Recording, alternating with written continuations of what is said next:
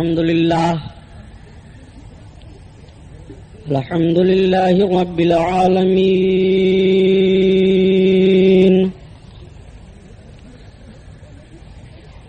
والصلاة والسلام على سيد المرسلين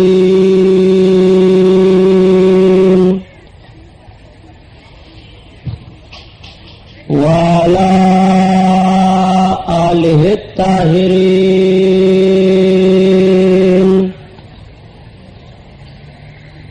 وأصحابه المطهرين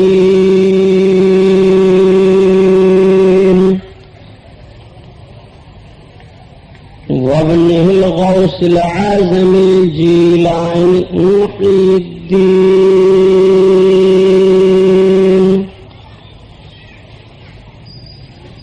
وأهل بيته أجمعين، أما بعد، أعوذ بالله من الشيطان الرجيم. بسم الله الرحمن الرحيم.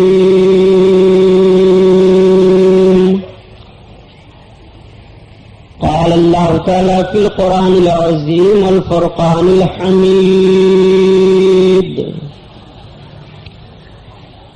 الرجال قوامون على النساء. صدق الله البصير القدير، وصدق رسوله البشير النذير، والحمد لله رب العالمين.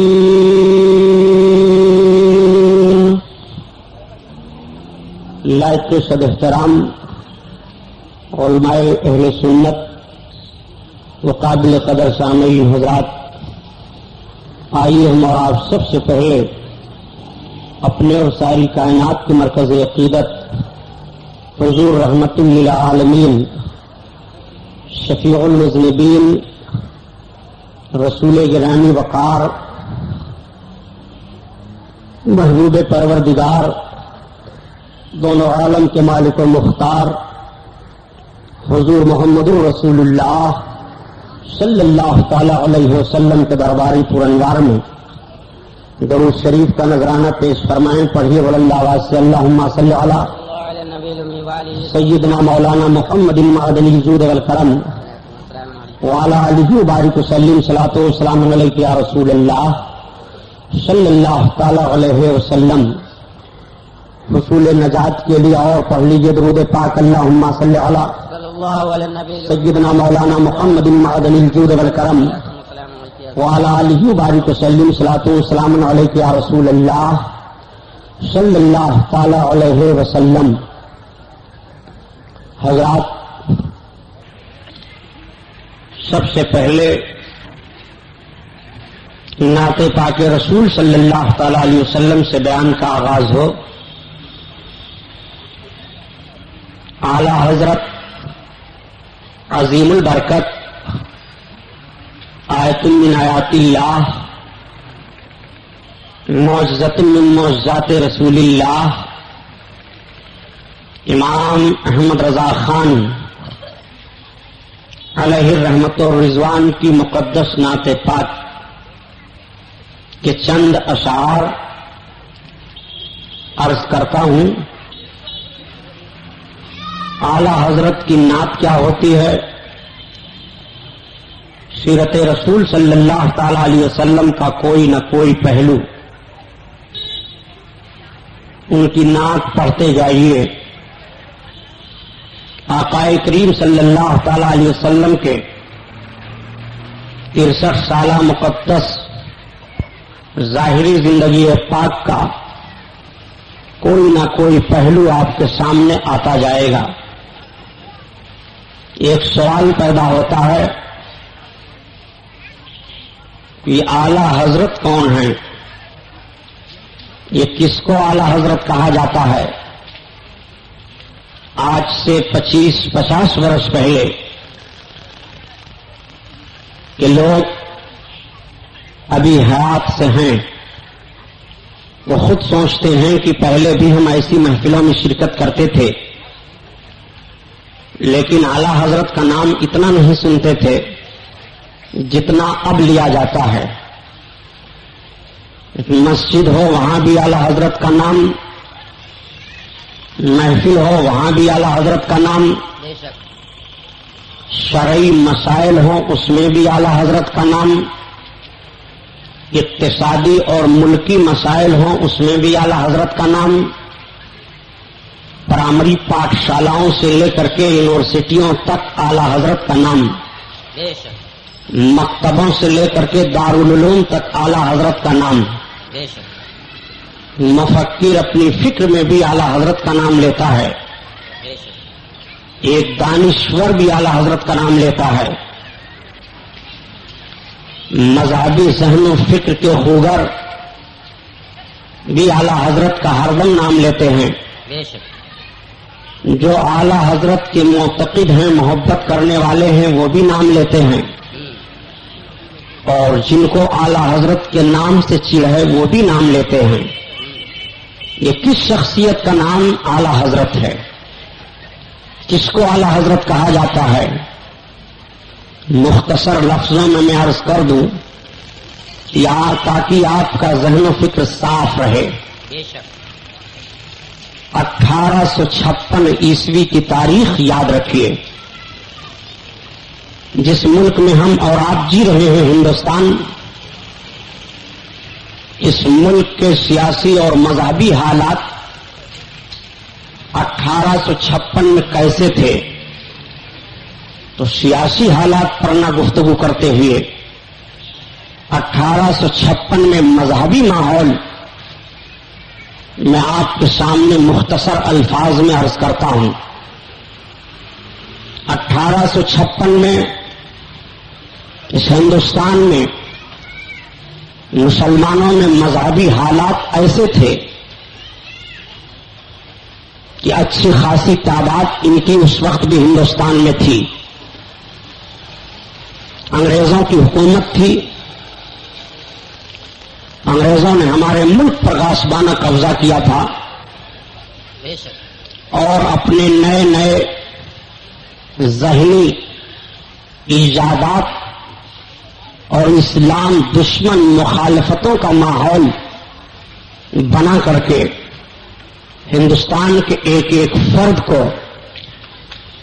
جسمانی اور ذہنی دونوں اعتبار سے غلام بنا لیا تھا۔ یہاں کے لوگ بیدار ہوئے، ان کے ذہن و فکر نے پھر بلندی کا چراغ لیا اور اپنے وطن کی حفاظت کا ایک پیغام لے کر کے اٹھے۔ ایک ماحول گرم ہوا اور ہندوستان کی سرزمین سے انگریزوں کا حکمرانی کا ماحول ختم کر کے آزادی کا چراغ جلایا۔ بے شک بات آ گئی تو میں عرض کر دوں، ہندوستان کی آزادی کے تعلق سے صرف 3 دن کے اندر اندر ہندوستان میں 90,000 آدمیوں کا قتل ہوا تھا، جس میں مسلمانوں کا کیا کردار رہا ہے تاریخ کے اوراق اٹھا کر کے تو آپ دیکھیں کہ اس ملک کی آزادی کے لیے صرف جماعت اہل سنت کے 27,000 بڑے بڑے علماء شہید ہوئے تھے۔ اللہ آپ غور فرمائیے کہ سیاسی نزاکت کو دیکھتے ہوئے اپنے جان کی قربانی ہندوستان کی آزادی کے لیے پیش کیا۔ مذہبی حالات ہندوستان کی سرزمین پر سب سے پہلے اہل سنت و جماعت میں انتشار پھیلا کر کے اور اس طبقہ کو کئی حصوں میں انگریزوں ہی نے بانٹا۔ ویسے تو بہت سارے فرقے اسلامی مخالف میں پیدا ہو چکے تھے، بھارت کی سرزمین پر جب اسلام کے ماننے والے اسلامی ماحول لے کر کے آئے تو شہاب الدین شاہ جہاں تک صرف ہندوستان کی سرزمین پر سنی مسلمان تھے۔ بے شک محمد بن قاسم لشکر اسلامی لے کر کے سندھ کی وادی میں اترے، اس تاریخ کو لے کر کے حضور سرکار سیدنا غریب نواز رضی اللہ تعالیٰ عنہ اجمیر شریف کی سرزمین پر تشریف فرما ہوئے۔ بے شک اس تاریخ کو آپ دیکھتے ہوئے چلیں کہ یہاں پر محمد بن قاسم اور ان کے جملہ ساتھیوں کی قربانیاں رہیں. غزنوی دور گزرا، غوری دور گزرا، مغل حکومت ہوئی. 335 برس تک بھارت کی سرزمین پر مغلوں نے حکومت کی. اب آپ مغلوں کے دور میں سلیم بادشاہ کا دور لے لیجئے، جب انہوں نے اپنے حرم سرا میں نور جہاں کو اپنا ملکہ بنا کر کے رکھا، تو نور جہاں کے دور میں ہندوستان کی سرزمین پر شیعوں کا وجود ہوا. انہوں نے ملکی معاملات میں بھی اثر و رسوخ حاصل کر لیے، حکومت کے نظم و نسق میں بھی ان کو عہدے مل گئے. تاریخ تو بڑی لمبی چوڑی ہے، مگر اجمالاً میں آپ کے ذہن میں ڈالتا چلوں کہ شیعوں کا وجود ہندوستان میں ہوا.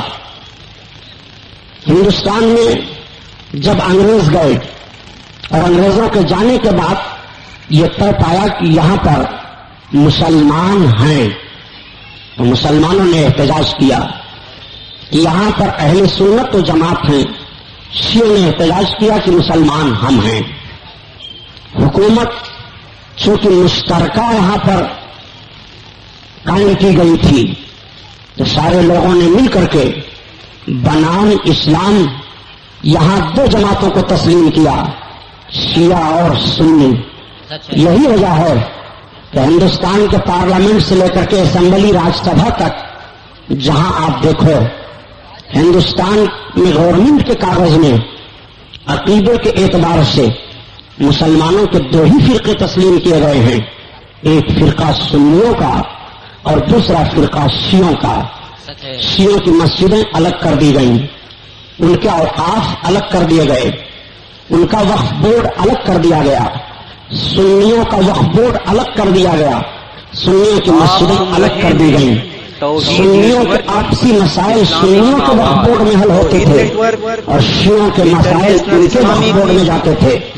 اگر سنی حکومت ہند سے اپنا مطالبہ کرتا اپنے مذہبی معاملات کا تو اپنے وقف بورڈ سے کرتا، اور شیعہ اگر کرتے تو اپنے وقف بورڈ سے کرتے. اب آئیے آپ دیکھیے کہ جب سنیوں کا معاملہ سامنے آیا، انگریزوں نے بڑی چالاکی لگائی تھی. اپنے ذہن و فکر کی بنیاد پر انہوں نے یہ اندازہ لگا لیا تھا کہ ہندوستان کا مسلمان مقدس جماعت ان میں جو ولیوں کی مانی جا رہی ہے اور علماء کی تسلیم کی جا رہی ہے، یہ ان کے بے حد احترام کرنے والے ہیں اور ان کی باتوں پر یہ ہر وقت لبیک کہنے والے ہیں. اس لیے اگر ان کا ذہن و فکر ولیوں اور عالموں سے ہٹا کر کے ان میں کچھ ایسے انتشار کے بیج بو دیے جائیں تو یہ طبقہ ذہنی اتحاد میں جو مبتلا ہے وہ مختلف ہو کر کے پھر آپس میں ایک دوسرے سے لڑنا شروع کر دے گا. مذہبی فتنوں کو پیدا کرنا شروع کیا. سب سے پہلا ہندوستان کی سرزمین پر جو فتنہ پیدا ہوا وہ یہ تھا کہ خدا جھوٹ بول سکتا ہے معاذ اللہ، لیکن بولے گا نہیں. یہ بات کتاب میں لکھی گئی، انتشار ہوا. دوسرا فتنہ سامنے آیا، رسول اللہ صلی اللہ تعالی علیہ وسلم کو دیوار کے پیچھے کا علم نہیں ہے، یہ بات بھی کتاب میں لکھی گئی، انتشار ہو گیا. تیسرا فتنہ سامنے آیا کہ رسول اللہ کا علم زیادہ ہے کہ شیطان اور ملک الموت کا علم زیادہ ہے. شیطان اور ملک الموت کے علم کی زیادتی کا ثبوت قرآن سے ہے اور رسول اللہ کے علم کی زیادتی کا ثبوت قرآن سے نہیں ہے. انتشار ہو گیا. ایک فتنے نے اور جنم لے لیا کہ محمد رسول اللہ کے بعد اگر کسی اور کو نبی مان لیا جائے تو ان کے آخری نبی ہونے میں کوئی فرق نہیں آئے گا. جو رب تعالیٰ نے قرآن میں ارشاد فرمایا کہ محمد آخری نبی ہیں، تو آخری نبی ہونے کا ترجمہ جو فتنہ پیدا کر کے پیش کیا گیا کہ نبی کو آخری نبی ماننا یہ عوام کا خیال ہے، یہ فتنہ سامنے آ گیا. ایک فتنہ معمولی سمجھ کر کے پیدا کیا گیا لیکن اس نے بھی بہت بھاری رخ اختیار کر لیا کہ محمد سلام نے فرمایا ہے کہ ایک دن میں بھی مر کر مٹی میں ملنے والا ہوں. جھوٹی حدیث گڑھ لی گئی، فتنہ پیدا ہو گیا. نبی کونین صلی اللہ تعالی علیہ وسلم کے تعلق سے یہ فتنہ پیدا کیا گیا کہ بسا اوقات امتی عمل میں نبی سے بڑھ سکتا ہے، فتنہ پیدا ہو گیا۔ فتنہ یہ پیدا کیا گیا کہ نبی کی تعظیم کیسی کرنی چاہیے۔ لکھ دیا گیا کتاب میں کہ اپنے بڑے بھائی کی سی تعظیم کی جائے، سو اس میں بھی کمی کی جائے۔ فتنہ پیدا ہوا، نبی کو اختیار بھی ہے تو کتاب میں فتنہ آ گیا کہ جس کا نام محمد یا علی ہے، اسے کسی چیز کا اختیار نہیں ہے۔ فتنہ پیدا ہو گیا۔ فتنہ یہاں تک پیدا ہوا کہ انبیاء کرام اور اولیاء کرام کی کرامتوں، ان کے معجزات کو سودا بازی اور جادو سے تشبیہ دے کر کے جادو کہہ دیا گیا۔ یہاں تک فتنہ پیدا ہوا کہ اگر یا رسول اللہ کہہ کر کے تم یہ عقیدہ رکھتے ہو کہ نبی ہماری آواز سنتے ہیں، ہم مصیبت میں اپنے نبی کو پکاریں اور ہماری مصیبت میں کام آ سکتے ہیں، تو اسلام کے دائرے میں نہیں رہ جاؤ گے، مشرک ہو جاؤ گے۔ یہ ایک فتنہ یہ بھی پیدا کر دیا گیا کہ نبیوں اور ولیوں کی قبروں کو مٹی کا ڈھیر کہا گیا۔ ایک فتنہ یہ بھی سامنے لایا گیا کہ اجمیر شریف کی طرف غریب نواز کے روضہ پر زیارت کی نیت سے سفر کرنا یہ زنا سے بھی بدتر ہے۔ یہ بھی فتنہ سامنے پیدا کر دیا گیا کہ رسول کائنات صلی اللہ علیہ وسلم پر کثرت سے درود پڑھنا بدعت ہے۔ یہ بھی فتنہ پیدا ہوا ہے کہ نبی کونین کو غیب کی باتیں معلوم ہیں کہ نہیں۔ ذہن میں یہ فتنہ پیدا کیا کہ کل باتیں غیب کی نبی کو نہیں معلوم ہیں۔ بعض باتیں اگر وہ غیب کی جانتے ہی ہیں تو اس میں ان کی کوئی تخصیص نہیں ہے۔ جیسا غیب کی باتیں نبی بعض باتیں جانتے ہیں، ایسا بعض باتیں تو غیب کی کبھی پاگل بھی بتا دیتا ہے، کبھی جانور بھی بتا دیتا ہے، کبھی درندے بھی اس طرح کے اشارے کر دیے کرتے ہیں، بچوں کو بھی اس طرح کا علم حاصل ہے۔ یہ فتنہ پیدا ہوا۔ اب میں آپ سے پوچھنا چاہتا ہوں، کیا اس فتنے کی تاریخ آپ کے ذہن میں نہیں ہے کہ جب دہلی کے جامع مسجد کے منبر پر ایک طرف قرآن کو رکھا گیا تھا اور دوسری جانب گیتا کتاب کو رکھا گیا تھا، اور یہ ذہن فکر دینے کی کوشش کی گئی تھی کہ قرآن حق ہے، الحمدللہ حق ہے، مگر گیتا کتاب بھی حق ہے معاذ اللہ۔ اسی دہلی کے جامع مسجد کے منبر پر ہندوستان کے ایک لیڈر کو لے جا کر کے تقریر کروائی گئی تھی اور یہ کہا گیا تھا کہ اگر نبوت کا دروازہ بند نہ ہوا ہوتا تو معاذ اللہ ہم گاندھی کو نبی مان لیتے۔ ان فتنوں کو آپ سامنے رکھیں اور یہ بھی ہم سے پوچھ سکتے ہیں کہ غلام محی الدین سبحانی، تم نے ان فتنوں کو کتابوں کے حوالے سے بتایا ہے، مگر ان فتنوں کو پیدا کس نے کیا تھا؟ کیا کسی تاجر نے ان فتنوں کو پیدا کیا تھا؟ کیا عام طور سے روڈوں پر چلنے والوں نے ان فتنوں کو پیدا کیا تھا؟ ان فتنوں کو پیدا کرنے والے اپنے وقت کے حکیم الامت کہلاتے تھے۔ ان فتنوں کو پیدا کرنے والے اپنے وقت کے عالم ربانی کہے جاتے تھے۔ ان فتنوں کو پیدا کرنے والے لوگ اپنے وقت میں قاسم العلوم والخیرات کہے جاتے تھے۔ ان لوگوں نے انگریزوں کے ہاتھ پر ہندوستان کے مسلمانوں کی آبرو کا سودا کیا تھا، ایمان کا، اور دن کے سفید اجالے میں مسلمانوں کے ایمان پر ڈاکہ ڈالا تھا اپنی دنیا بنانے کے لیے، اور اس طرح سے مسلمانوں میں انتشار پیدا کیا تھا۔ میں تاریخ کا حوالہ سامنے رکھ رہا ہوں، جارحانہ باتیں میری نہیں ہیں، میں ذہن و فکر دینا چاہتا ہوں کہ مسلمانوں تم اپنے گزرے ہوئے زمانے میں کس طرح تھے اور موجودہ حالات آپ کے کس طرح سے ہو گئے ہیں۔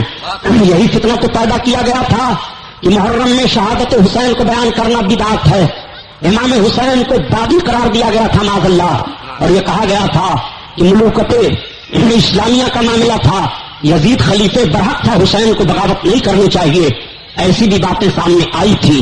نبی کونین صلی اللہ تعالی علیہ وسلم کے نواسے کے نام پر سبیل اگر لگا دے، کوئی صدقہ خیرات کر دے، تو اس کو بہت برا کہا گیا تھا، اور مشرکوں کے پانی اور ان کے جل سے تشبیہ دی گئی تھی۔ یہ فتنے بھی سامنے آئے تھے۔ ان فتنوں کو پیدا کرنے والے اپنی اپنی درسگاہوں کے بڑے بڑے مفتی کہلاتے تھے۔ آپ کہو گے سبحانی صاحب، یہ فتنے جب پیدا ہوئے تو مسلمانوں کا حال کیا ہوا؟ سب سے پہلے جس کتاب کی بنیاد پر بھارت کی سرزمین پر فتنہ پیدا ہوا وہ اردو میں ایک کتاب ہے جس کا نام تقویۃ الایمان ہے۔ تقویۃ الایمان جب لکھی گئی، اور لکھنے والے مولوی اسماعیل دہلوی ہیں، انہوں نے جب لکھا تو کتاب چھاپی پہلے کہاں سے گئی ہے یہ بھی تاریخ آپ کے سامنے رکھوں۔ کلکتہ میں انگریزوں نے جو فورٹ ولیم کالج قائم کیا تھا یعنی ایسٹ انڈیا کمپنی، اس کے پیسے سے سب سے پہلے بھارت کی سرزمین پر اردو زبان میں تقیۃ الایمان کتاب چھاپی گئی. اور اس کتاب کو جب مولوی اسماعیل دہلوی نے لکھا تھا تو اپنے لوگوں کو بلا کر کے کہا کہ اس کتاب کو میں لکھا ہوں، اس میں بعض باتیں سخت آ گئی ہیں، کیا مشورہ دیتے ہو؟ تو کچھ لوگوں نے تو مشورہ دیا کہ وہ باتیں نکال دی جائیں، مگر کچھ لوگوں نے کہا نہیں، وہ باتیں رکھی جائیں، اسی طرح سے چھاپ دی جائیں. تو یہ ہوا کہ اگر یہ کتاب چھاپ دی گئی تو مسلمانوں میں انتشار پیدا ہو جائے گا. تو یہ طے ہوا کہ انتشار تو پیدا ہو جائے گا، لیکن مسلمان خود آپس میں لڑ بھیڑ کر کے ٹھیک ہو جائیں گے. یہ بھی بات کتاب میں لکھی ہے. میں آپ سے پوچھنا چاہتا ہوں کہ مسلمان جب اس وقت سے لڑے تو کیا آج تک ٹھیک ہوئے ہیں؟ کیا مسلمانوں میں اس وقت سے جو انتشار پیدا ہوا آج تک ٹھیک ہوئے ہیں؟ نہیں ٹھیک ہوئے. ایسے فتنے پیدا کر دیے گئے تھے. آپ الزام لگاتے ہو کہ ہندوستان کی سرزمین پر کلمہ پڑھنے والے مسلمانوں کو امام احمد رضا خان بریلوی نے کافر کہہ دیا ہے. پیارے، جب ان فتنوں نے جنم لیا تھا تو بریلی کی سرزمین پر امام احمد رضا خان کی پیدائش بھی نہیں ہوئی تھی. سب سے پہلے بھارت کی سرزمین پر ان فتنوں کے خلاف لڑنے والے جو علماء اہل سنت ہیں، نام نوٹ کرو، علامہ فضل حق خیر آبادی ہیں، علامہ مخصوص اللہ شاہ دہلوی اسماعیل دہلوی کے چچیرے بھائی ہیں، حضرت علامہ فضل رسول بدایونی ہیں، حضرت علامہ عبدالسمی رام پوری ہیں، حضرت علامہ حسن کان پوری ہیں. یہ وہ علماء اہل سنت ہیں جنہوں نے سب سے پہلے ان فتنوں پر گرفت کی تھی. اور بھارت کی سرزمین پر آج آزادی کے تعلق سے مولانا ابوالکلام آزاد کا نام بہت لیا جا رہا ہے. مولانا ابوالکلام آزاد کے باپ مولانا خیر الدین تھے، مولانا ابوالکلام آزاد کے ماموں مولانا منور الدین تھے. ان لوگوں نے ان فتنوں کے خلاف سب سے پہلے جنگ کی ہے. اور جنگ کرنے کے بعد اسی تقویۃ الایمان کتاب کے رد میں ہندوستان کی سرزمین پر 250 کتابیں لکھی گئی تھی. جب امام احمد رضا خان بریلی میں پیدا بھی نہیں ہوئے تھے یہ سارے فتنے جنم لے چکے تھے. میں آپ سے پوچھنا چاہتا ہوں، اگر ان فتنوں میں سے کوئی کلمہ پڑھنے والا مسلمان کسی فتنے کا شکار ہو جائے تو فیصلہ آپ دو، کیا وہ مسلمان رہ جائے گا؟ کیا اس کا ایمان سلامت رہے گا؟ کیا وہ اسلام کے دائرے میں مانا جائے گا؟ کلمہ پڑھتے ہوئے بھی اسلام سے خارج نظر آئے گا. اگر ان فتنوں میں سے کسی فتنے کو اس نے صحیح سمجھ لیا، وہ نبی کونین کے قانون پر اور ظاہری شرعی اصولوں پر عمل کرتے ہوئے بھی نبی کونین کی محبت سے بہت دور رہے گا. اور جو نبی کی محبت سے دور ہو جائے، ان فتنوں میں پھنس جائے، اس کا ایمان سلامت نہیں رہے گا. بے شک. آؤ دیکھو اعلیٰ حضرت کون ہے، بات یہ میں بتا رہا تھا. تاریخ آ گئی ضمن تو میں نے عرض کر دیا. 1856 عیسوی میں بریلی کی سرزمین پر ایک پٹھان گھرانے میں ایک بچے کی پیدائش ہوئی. 13 برس کے بعد وہ پڑھ کر کے عالم دین بنے. ایک الزام لگایا جاتا ہے اور بڑی آسانی سے کہہ دیا کرتے ہیں کہ مولانا احمد رضا خان اور ان کے دور کے جن مولویوں سے ان کے کفریات پر ان کا اختلاف ہوا ہے وہ سب ایک مدرسے میں پڑھے تھے. اتنا بڑا جھوٹ معاذ اللہ رب العالمین. اعلیٰ حضرت عظیم البرکت نے اپنے والد سے پڑھا تھا. ان کے والد اس وقت خاتم المحققین کے لقب سے پکارے جاتے تھے، حضرت علامہ نقی علی خان رحمۃ اللہ تعالی علیہ. اعلیٰ حضرت کے دادا حضرت علامہ رضا علی خان رحمۃ اللہ تعالی علیہ تھے جنہوں نے انگریزوں سے تلوار کی جنگ کی تھی اور بریلی کی سرزمین پر 200 انگریز مارے گئے تھے. حضرت علامہ رضا علی خان رحمۃ اللہ تعالی علیہ کی قیادت میں بریلی کے مجاہدین نے جو انگریزوں سے جنگ کی تھی. اعلیٰ حضرت عظیم البرکت 13 برس کے بعد پڑھ کر کے عالم دین ہوئے. ان کے والد گرامی نے ان کے ہاتھ میں قلم دے دیا. فتویٰ لکھنا آپ شروع کرتے ہیں. شریعت کے تعلق سے جتنے فتاوے آتے اعلیٰ حضرت لکھتے جاتے. اور فتاوے کیسے کیسے آ رہے تھے؟ انہی تمام فتنوں کے تعلق سے آ رہے تھے. امام احمد رضا خان نے لکھنا شروع کیا اور جب لکھنا شروع کیا اور اس وقت ان کے قلم کو لوگوں نے دیکھا تو کہہ دیا کہ کل کے رضا ہے خنجر خوخار فرق بار. آدھا سے کہہ دو خیر منائیں نہ شر کریں. اور یہ رضا کے نیزے کی مار ہے کہ عدو کے سینہ میں غار ہے، اسے چارہ جوئی کا وار ہے، یہ وار وار سے پار ہے. اعلیٰ حضرت عظیم البرکت جب لکھتے رہے اور اس وقت کے علماء نے دیکھا تو پکار کر کے کہہ دیا کہ 14ویں صدی کا مجدد اعظم ہے یہ، 14ویں صدی کا عظیم الشان انسان ہے یہ، 14ویں صدی کا مجاہد جلیل ہے یہ، 14ویں صدی کا مفکر ہے یہ، 14ویں صدی کا عظیم محدث ہے، 14ویں صدی کا امام اعظم ابو حنیفہ ہے. اس بات کو ڈاکٹر اقبال نے کہا کہ اگر امام اعظم ابو حنیفہ ہوتے تو امام احمد رضا خان کے فتووں کو دیکھ کر کے وہ ان کو اپنے شاگردوں میں شامل کر لیتے. الحمدللہ وہ امام احمد رضا خان علیہ رحمت و رضوان کا قلم تھا. اعلیٰ حضرت عظیم البرکت نے ان سارے فتنوں کا جواب دیا ایسا جواب دیا کہ ہر فتنے کے تابوت پر آخری کیل ٹھونک دیا، ہر فتنے کے چہرے پر کالک لگ گئی. ہندوستان کا مسلمان اپنے آپ کو عقیدے کی طور پر محفوظ ہونے لگا، بڑی عقیدت و محبت ہو گئی. علماء نے کہہ دیا تم حضرت ہی نہیں ہو احمد رضا، تم اعلیٰ حضرت ہو. جتنے حضرت اس وقت تھے سارے حضرتوں میں سب سے اعلیٰ ہو، اس وقت سے اعلیٰ حضرت کہا جانے لگا. اعلیٰ حضرت عظیم البرکت کے اس مجاہدانہ کردار کو دیکھنے کے بعد ہندوستان کے گوشہ گوشہ سے لوگ پکار اٹھے کہ ڈال دی قلبوں میں عظمت مصطفیٰ، ڈال دی قلبوں میں عظمت مصطفیٰ، سیدی اعلیٰ حضرت پہ لاکھوں سلام، لاکھوں سلام. اللہ اللہ، یہ ہے اعلیٰ حضرت. اعلیٰ حضرت کو صرف دو جملوں میں اور عرض کر دوں، اعلیٰ حضرت کو اعلیٰ حضرت کہا جاتا ہے، ایک اعتراض یہ ہوتا ہے، اور سرکار کو صرف حضرت کہا جاتا ہے. تو ہماری جماعت کے مولوی نہیں ہیں، انہی لوگوں میں سے ایک مولانا کوثر نیازی ہیں.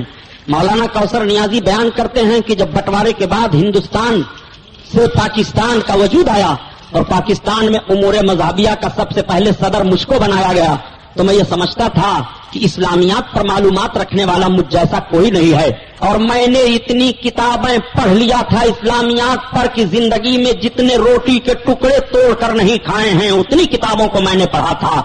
لیکن جب میں نے مولانا امام احمد رضا خان کی کتاب فتاوی رضویہ کو پڑھنا شروع کیا تو مجھ کو ایسا لگا کہ میں علم کے سمندر کے کنارے کھڑے ہو کر کے ابھی سیپیاں چن رہا ہوں. وہ اعلیٰ حضرت کے فقہ کی کتاب فتاوی رضویہ ہے. یہی مولانا کوثر نیازی کہتے ہیں کہ جب حضرت کا لفظ بولا جاتا ہے اردو زبان میں تو اس سے امام الانبیاء نبی کریم کی ذات گرامی سمجھی جاتی ہے، اور جب اعلیٰ حضرت کا لفظ بولا جاتا ہے تو اس سے امام الانبیاء کے ایک عاشق امام احمد رضا خان کی ذات سمجھی جاتی ہے. یہی مولانا کوثر نیازی بیان کرتے ہیں کہ جب الزام لگایا جاتا ہے کہ مولانا امام احمد رضا خان نے بدعتوں کو فروغ دیا ہے تو بڑا تعجب ہوتا ہے. ہم تو دیکھ رہے ہیں کہ مولانا امام احمد رضا خان نے اپنے تمام ہم عصر علماء میں سب سے زیادہ بدعتوں کو ختم کیا ہے اور سب سے زیادہ بدعتوں کے خلاف لکھا ہے. جب امام احمد رضا خان سے پوچھا گیا کہ قبروں پر چادریں ڈالنی کیسی ہیں تو آپ تحریر فرماتے ہیں کہ اللہ کے ولی کے مزار پر اظہار عظمت کے لیے ایک چادر ڈال دینی کافی ہے، بقیہ منو چادریں ڈالنے سے کوئی فائدہ نہیں، اس کی قیمت فقیر اور غریبوں میں تقسیم کر دی جائے. اعلیٰ حضرت سے جب سوال ہوتا ہے کہ مزارات پر عورتوں کا جانا کیسا ہے تو اعلیٰ حضرت تحریر فرماتے ہیں کہ تم عورتوں کا جانا مزارات پر پوچھ رہے ہو، یہ نہیں پوچھتے ہو کہ کوئی عورت جب کسی مزار پر جانے کے لیے اپنے گھر سے قدم نکالتی ہے تو اللہ اور فرشتوں کی لعنت اس پر ہوتی ہے، اور جس قبر پر وہ جاتی ہے قبر والے کی روح اس پر لعنت بھیجتی ہے. یہ امام احمد رضا خان نے لکھا ہے. اور جب امام احمد رضا خان سے سوال کیا گیا کہ بتاؤ قوالی کے تعلق سے آپ کا کیا خیال ہے تو آپ تحریر فرماتے ہیں کہ مزامیر کے ساتھ قوالی حرام ہے، حرام ہے، حرام ہے.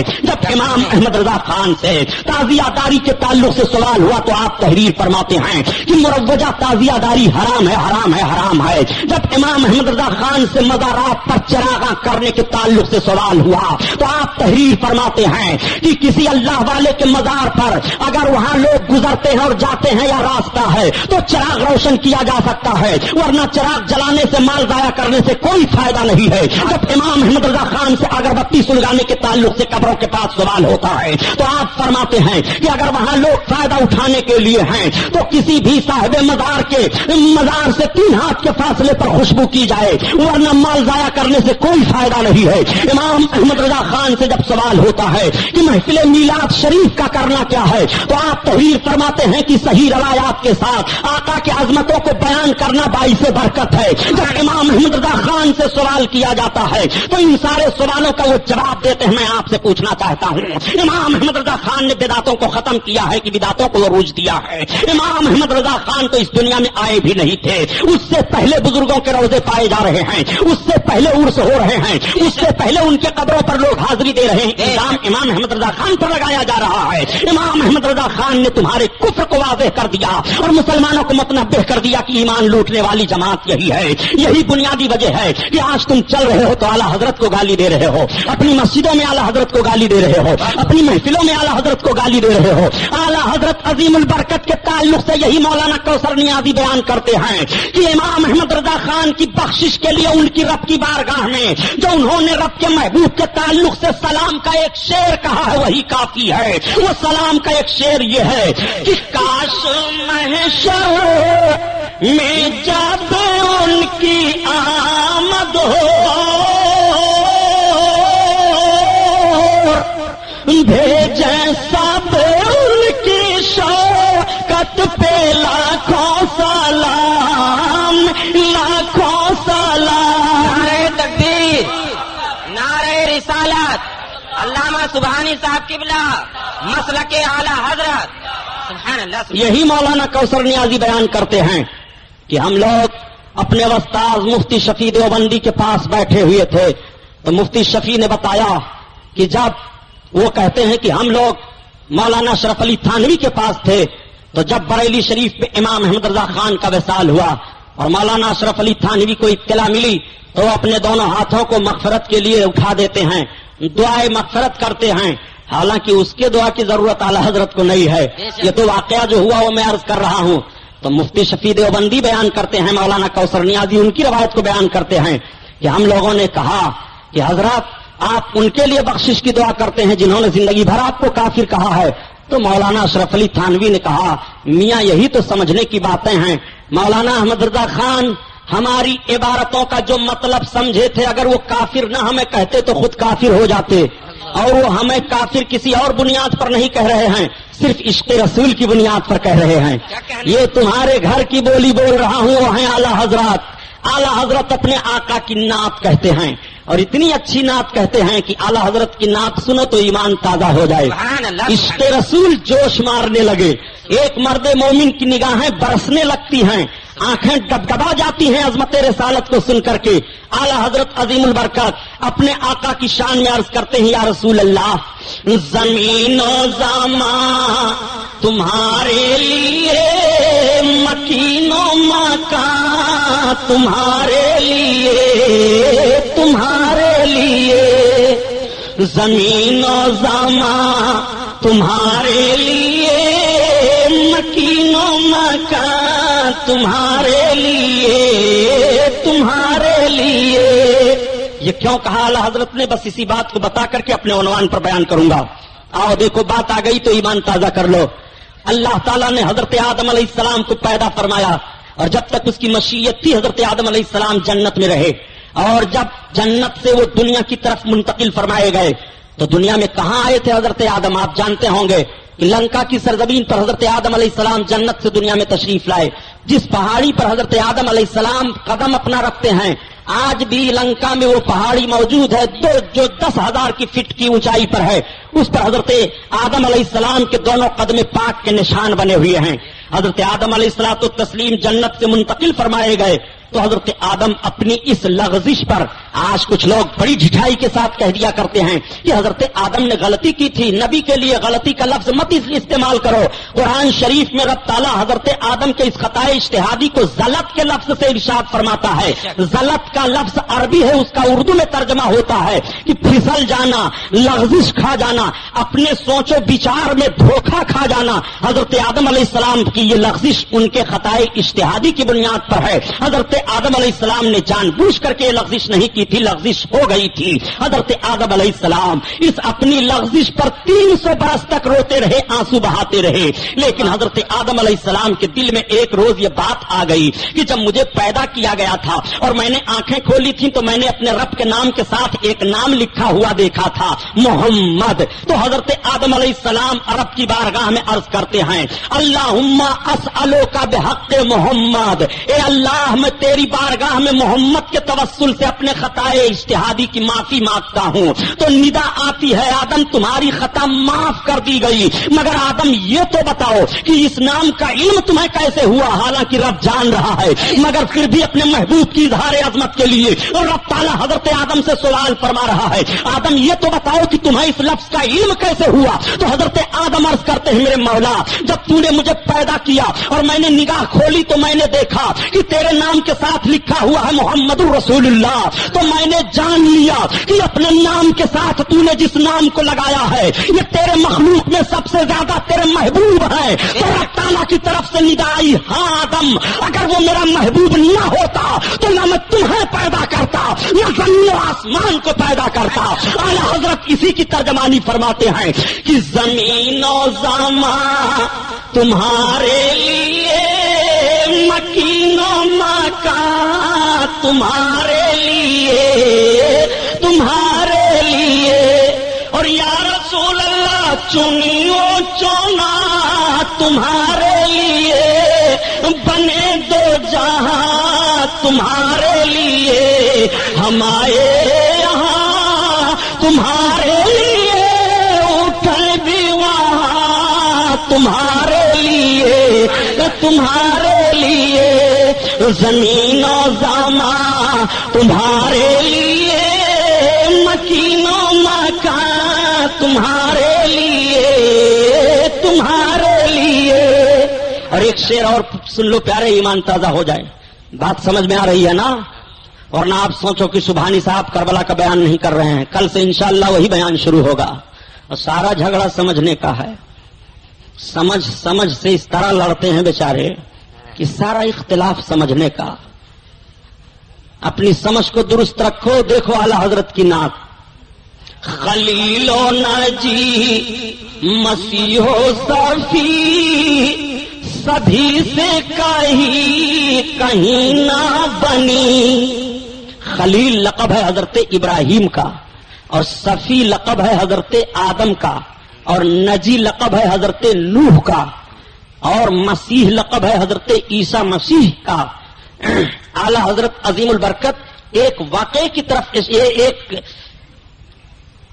ہونے والے واقعے کی طرف اشارہ فرماتے ہیں کہ جب قیامت کا میدان ہوگا تو اس کو عرض کروں گا تو بہت لمبا بیان ہوگا. بہت آپ سنے ہوں گے، کیسٹیں بھی تیار ہیں، اس میں آپ سنتے رہتے ہیں. آقا کریم صلی اللہ علیہ وسلم کی عظمت دیکھیے. قیامت کا میدان ہوگا، قیامت کے میدان میں سارے لوگ مددگار تلاشیں گے. آج اگر آپ کہہ دو یا رسول اللہ آغثنی، میرے آقا میری مدد کرو، تو زبان روک لی جاتی ہے. تم بدعتی ہو، شرک کر دی ہو، ایسا جملہ مت زبان سے نکالو، صرف اللہ کو پکارو. آؤ ذرا قیامت کا نقشہ سامنے رکھ لو. قیامت کے میدان میں سارے لوگ مددگار تلاشیں گے. قیامت کے میدان میں سب یہی اگر کہیں یا اللہ ہمیں نجات دے دے، یا اللہ ہمیں نجات دے دے، تو نجات پا جائیں گے قیامت کے دن. سارے لوگ مددگار تلاشیں گے کہ رب کی بارگاہ میں اپنے لیے کسی کو وسیلہ بناؤ اور رب سے مدد مانگو. تو سب تلاشیں گے، حضرت آدم کے پاس جائیں گے. آپ کے ہم سب اولاد ہیں، آپ ابو البشر ہو. اے حضرت آدم علیہ السلام، ہم سب آپ کی اولادیں ہیں. ہماری حالت کو دیکھو، ہماری زبانیں پیاس سے باہر نکل آئی ہیں، ہم پسینے میں شرابور ہیں. رب کی بارگاہ میں ہماری فریاد کو پہنچ جاؤ، رب سے ہمیں نجات دلا دو. تو حضرت آدم فرمائیں گے اذهبوا الی غیری، میرے علاوہ کہیں اور جاؤ، چلو نفسی نفسی، آج تو میں خود اپنے میں ہوں. اب سب لوگ حضرت ابراہیم خلیل اللہ کی بارگاہ میں آئیں گے، عرض کریں گے حضور ہماری پریشانی کو آپ دیکھو، ہم کس طرح پریشان ہیں، رب کی بارگاہ میں ہماری مدد کر دو، ہمیں رب سے نجات دلا دو. تو حضرت ابراہیم ارشاد فرمائیں گے اذهبوا الی غیری، میرے علاوہ چلو کہیں چلو اور. اب سارے لوگ حضرت نوح پیغمبر کی بارگاہ میں آئیں گے اور آپ سے عرض کریں گے حضور آپ آدم ثانی ہو، آپ کا لقب نجی ہے، میرے آقا آپ ہمارے اوپر کرم فرما دو، آج رب کی بارگاہ میں ہمیں نجات دلا دو. یہ جو ہم سب پر مصیبت ہے، قیامت کی پریشانیاں ہیں، اس سے ہم نجات پا جائیں. تو حضرت نوح بھی یہی فرمائیں گے میرے علاوہ کہیں اور جاؤ. اب سارے لوگ حضرت عیسیٰ پیغمبر علیہ السلام کی بارگاہ میں آئیں گے.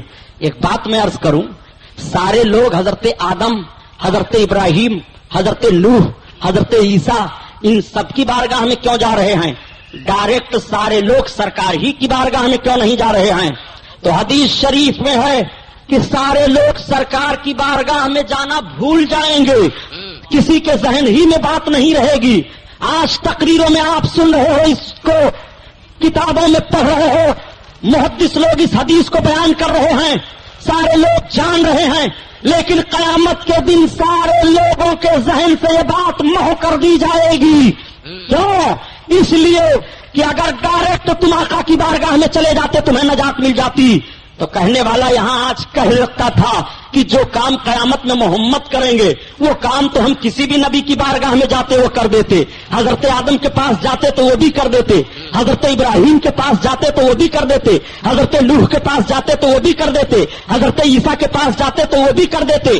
اس لیے پہلے تمہیں تمام انبیاء کرام، تمام رسولوں کی خدمتوں میں بھیج دیا گیا تاکہ تمہیں پتہ چل جائے کہ جو کام قیامت کے دن رب کی بارگاہ میں نجات دلانے کے لیے کوئی نہیں کر سکتا ہے، وہ شرف و عظمت محمد رسول اللہ کو حاصل ہوگا، وہ نبی کونین ہی کریں گے۔ اللہ اکبر۔ آپ ذرا دیکھو، اب جب سب حضرت عیسیٰ علیہ السلام کی بارگاہ میں جائیں گے، ایک بات اور عرض کر دوں پیارے، اگر مدد نبیوں اور ولیوں سے لینا شرک ہی ہے تو قیامت کے دن حضرت آدم سے مدد مانگنے کیوں جا رہے ہو؟ حضرت نوح سے کیوں مدد مانگ رہے ہو؟ حضرت ابراہیم سے کیوں مدد مانگ رہے ہو؟ حضرت عیسیٰ سے کیوں مدد مانگ رہے ہو؟ میں ان لوگوں سے کہتا ہوں کہ اس دن ذرا الگ ہو جائیے گا کہ آج ہمیں آدم کے پاس جانے کی ضرورت نہیں ہے، آج ہمیں نوح کے پاس جانے کی ضرورت نہیں ہے، مگر پیارے سنو، سب کے سب جائیں گے، جو مدد مانگتے ہیں یہاں وہ بھی جائیں گے اور جو نہیں مانگتے ہیں وہ بھی جائیں گے۔ اسی لیے تو اعلیٰ حضرت کہتے ہیں کہ نادان جب رسول ہی دنیا میں تیری مدد کر رہے ہیں اور رسول قبر میں تیری مدد کر رہے ہیں، رسول کونین حشر میں تیری مدد کریں گے تو ان کی مدد سے بھاگتا کیوں ہے؟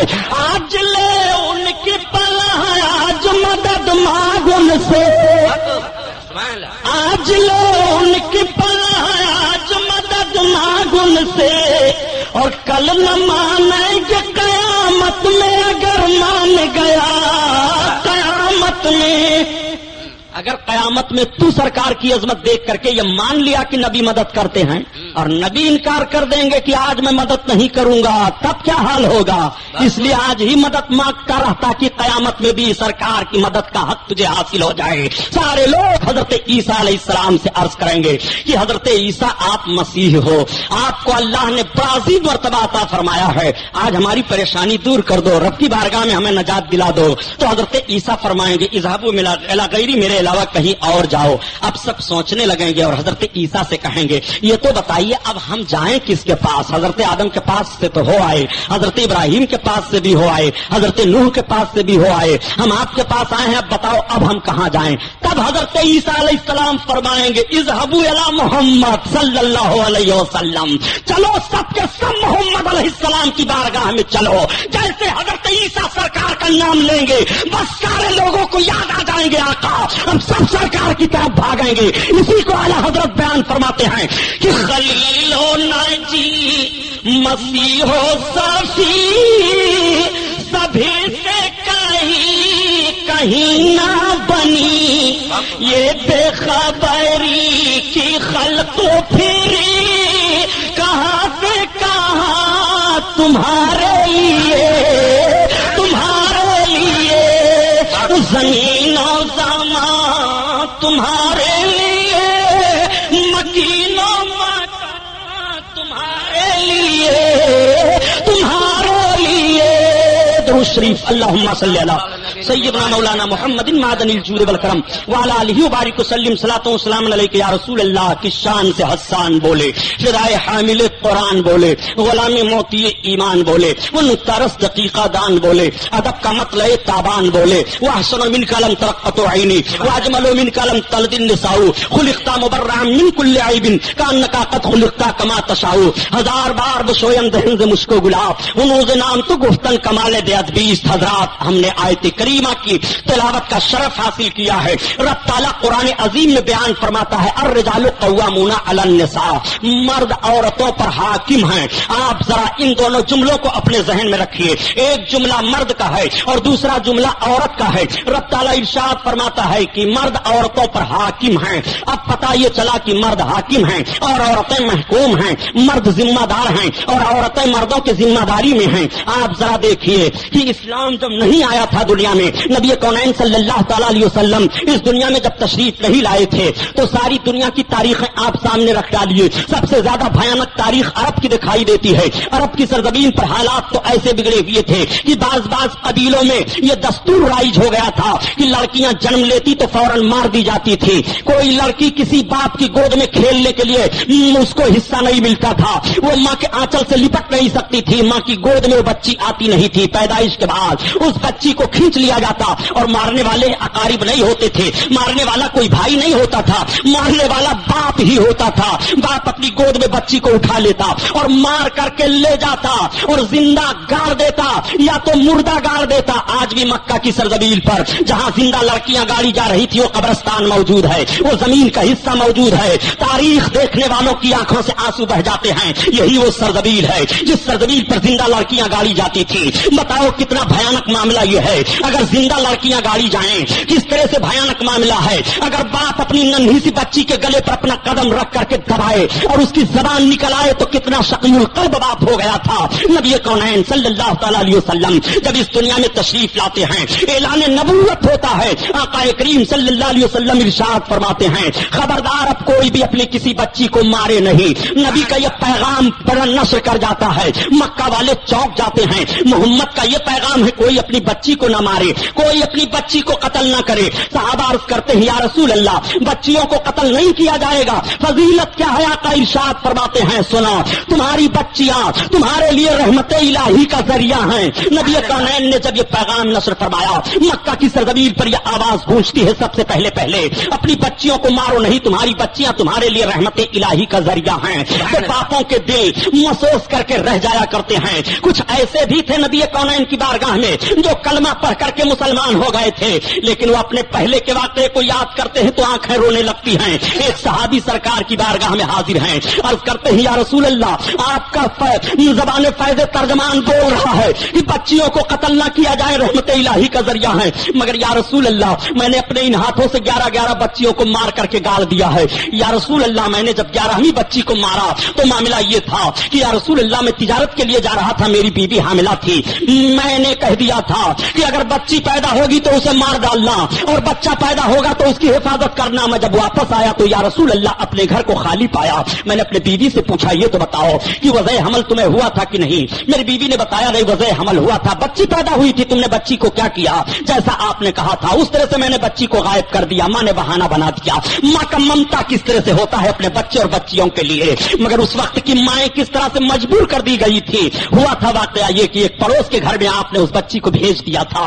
وہ بچی پل بڑھ کر کے بڑی ہو گئی. وہ بچی کبھی کبھی اپنے ماں کے پاس آ جایا کرتی تھی اور ماں بڑے پیار و محبت سے بچی کو دیکھ کر کے آنسو بہا لیا کرتی تھی. ایک روز یا رسول اللہ میری نگاہ پڑ گئی، میں نے دیکھا کہ میری عورت اپنی بچی سے پیار کر رہی ہے. میں نے پوچھا یہ کون سی بچی ہے جو تمہاری گود میں مچل رہی ہے؟ عورت کی آنکھیں بھیگ گئی. اس نے کہا اگر میری اس بچی کو مارو نہ تو میں پورا واقعہ بتا دوں. معاملہ یہ ہے کہ جو وضع حمل ہوا تھا یہی وہ میری بچی ہے. میری ممتا نے اجازت نہیں دی، میں نے اس کی حفاظت کر لی تھی اور میں نے پڑوس کے گھر میں بھیج دیا تھا. اتنا سننا تھا کہ کہتے ہیں یا رسول اللہ میرا کلیجہ اس وقت پھٹنے لگا. میں نے اس کی گود سے بچی کو چھین لیا اور جب میری عورت دوڑی بچانے کے لیے تو میں نے اسے بھی ضربیں دے دی، اس کو بھی چوٹ آئی. میں لے کر کے میدان کی طرف بھاگا. میں جب بھاگ کر کے گیا یا رسول اللہ وہ میری بچی سمجھ بوجھ والی ہو گئی تھی. ماں نے بتا دیا تھا کہ یہ تمہارے باپ ہیں، وہ ابا کہہ لیتی تھی. یا رسول اللہ جب میں گڑھا کھودنے لگا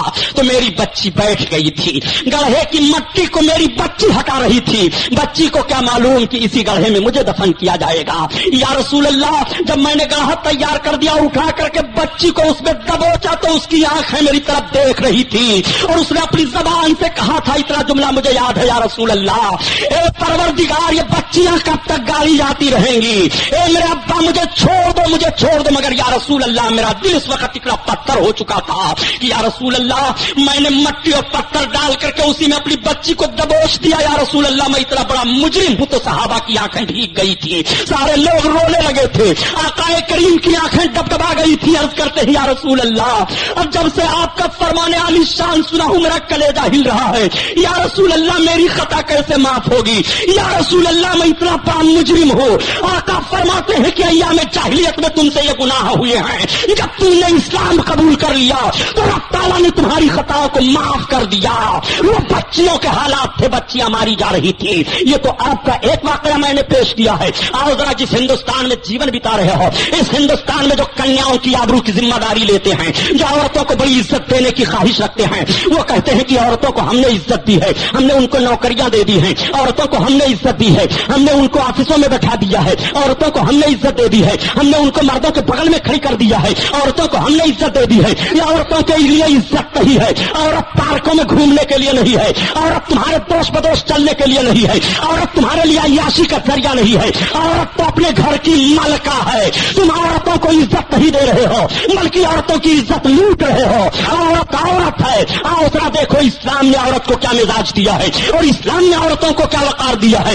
آئیے ذرا اسلام کے بھی مزاج کو سمجھتے چلیے. ہندوستان کی سرزمین پر لڑکیاں ماری جاتی تھی اور لڑکیاں زندہ جلائی جاتی تھی. اگر کسی بچی کی شادی ہو جاتی اور اس کا جوان شوہر مر جاتا تو پھر اسے دوبارہ شادی کرنے کی اجازت بھارت میں نہیں تھی, بلکہ اب وہ اپنی جوانی کو یوں ہی گزارے. اگر اس سے کوئی نازیبا حرکت ہو جاتی تو ایک تاریخ مکان میں اسے بند کر دیا جاتا تھا, اس کے لیے کھانا پانی وہی پیش کیا جاتا تھا, یا تو وہ گھٹ گھٹ کر کے مر جاتی تھی, اور اگر وہ نکل بھی آتی تھی زندہ تو رذیل جانور پر بیٹھا کر کے اس کے چہرے پر کالک لگا کر کے سماج میں گھما دیا جاتا اور یہ بتا دیا جاتا تھا یہ منحوس عورت ہے, اس کا شوہر مر گیا ہے. یہاں عورتوں کے تعلق سے ایسی باتیں پائی جا رہی ہیں تاریخوں میں, اور دیکھو کس طرح سے عورتوں کے تعلق سے یہاں باتیں پائی جا رہی ہیں. جب ہندوستان کی سرزمین پر اسلام آنے سے پہلے بازار لگتے تھے جو جیسے ایسے آج جیسے سودے بک رہے ہیں, ایسے آج جیسے خرید و فروخت کی جا رہی ہے, ایسے لڑکیوں کا سودا ہوتا تھا اور ان کے بدن پر کپڑا نہیں ہوتا تھا, ان کو بڑھنا کر کے ان کا سودا کیا جا رہا تھا. یہ بھارت کی تاریخ رہی ہے.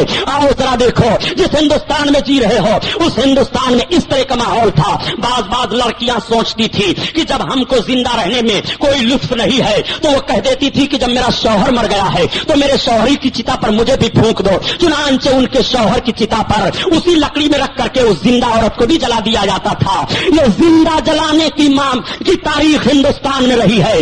آج بھی راجستھان میں ادے پور شہر میں ستی ہونے والے لڑکیوں کا استھل موجود ہے, ستی استھل, جہاں لڑکیاں زندہ اپنے شوہروں کی چتاؤں پر جل جایا کرتی تھی. سنو پیارے لڑکیوں کی کیا تاریخ رہی ہے بھارت کی سرزمین پر. اسلام آنے سے پہلے بھارت کی سرزمین پر سگی بہنوں سے شاید شادیاں کی جا رہی تھی اور سگی بہنوں سے بچے پیدا ہو رہے تھے. بتاؤ اخلاق کا خون ہو گیا تھا کہ نہیں, شرافت و تقدس کا جنازہ نکل گیا تھا کہ نہیں. دنیا کے لوگ شریف اور جو سنجیدہ قسم کے تھے وہ چیخ رہے تھے. نبی کونین صلی اللہ علیہ وسلم نے کیسا وقار عطا فرما دیا. نبی کا فرمان تو مکہ میں جاری ہوتا ہے کہ لڑکیوں کو مارو نہیں, مگر یہ فرمان ساری دنیا میں پھیل جاتا ہے اور ساری دنیا کی بچیاں محفوظ کر دی جاتی ہیں. میرے سرکار تشریف فرما ہے بیٹھے ہوئے ہیں, ایک یتیمہ بچی لائی جاتی ہے. لانے والے عرض کرتے ہیں یا رسول اللہ اس کا نہ باپ ہے نہ اس کے پاس کوئی ماں ہے, یہ چھوٹی سی بچی ہے. نبی اپنی گود میں اس بچی کو لے لیتے ہیں. اب آپ ذرا قربان جائیے, جو باپ گودوں سے ماں کے بچیوں کو چھین کر مارتے تھے وہ دیکھ رہے ہیں کہ آج بچی نبی کونین کی گود میں بیٹھ کر کے مسکرا رہی ہے. نبی کونین نے بچیوں کو کتنا وقار دیا ہے. میرے ساتھ میرے آقا اس بچی سے پیار فرماتے ہیں اور ارشاد فرماتے ہیں کون ہے جو اس بچی کی پرورش کرے گا. مجلس میں حضرت ابوبکر صدیق بھی تشریف فرما ہے. عرض کرتے ہیں یا رسول اللہ یہ بچی مجھے دے دی جائے, اس کی پرورش میں کروں گا. آقا فرماتے ہیں ابوبکر تمہارے لیے بہت ساری بھلائیاں ہیں, کون ہے اس بچی کی پرورش کرنے والا. تب تک ایک صحابی یعنی حضرت عمر فاروق اعظم کے بارے میں بتایا جاتا ہے. عرض کرتے ہیں یا رسول اللہ یہ بیٹی مجھے دے دی جائے, اس کی پرورش میں کروں گا. آقا فرماتے عمر بن خطاب تمہارے لیے بہت ساری نیکیاں ہیں, یہ شرف کسی اور کو ملنے دو. تب تک حضرت عثمان عرض کرتے ہیں یا رسول اللہ یہ بچی مجھے دے دی جائے, اس کی پرورش کا حق میں ادا کروں گا. آقا فرماتے ہیں عثمان یہ شرف کسی اور کو ملنے دو. مولا کائنات عرض کرتے ہیں یا رسول اللہ یہ بچی مجھے دے دی جائے, میں اس کی خدمت کر لوں اور اس کی پرورش کر دوں. آقا کریم ارشاد فرماتے ہیں علی تمہارے لیے بہت ساری بھلائیاں ہیں, یہ شرف کسی اور کو ملنے دو. تب تک ایک صحابی عرض کرتے ہیں روتے ہوئے یا رسول اللہ اس بچی کو مجھے دے دیجئے.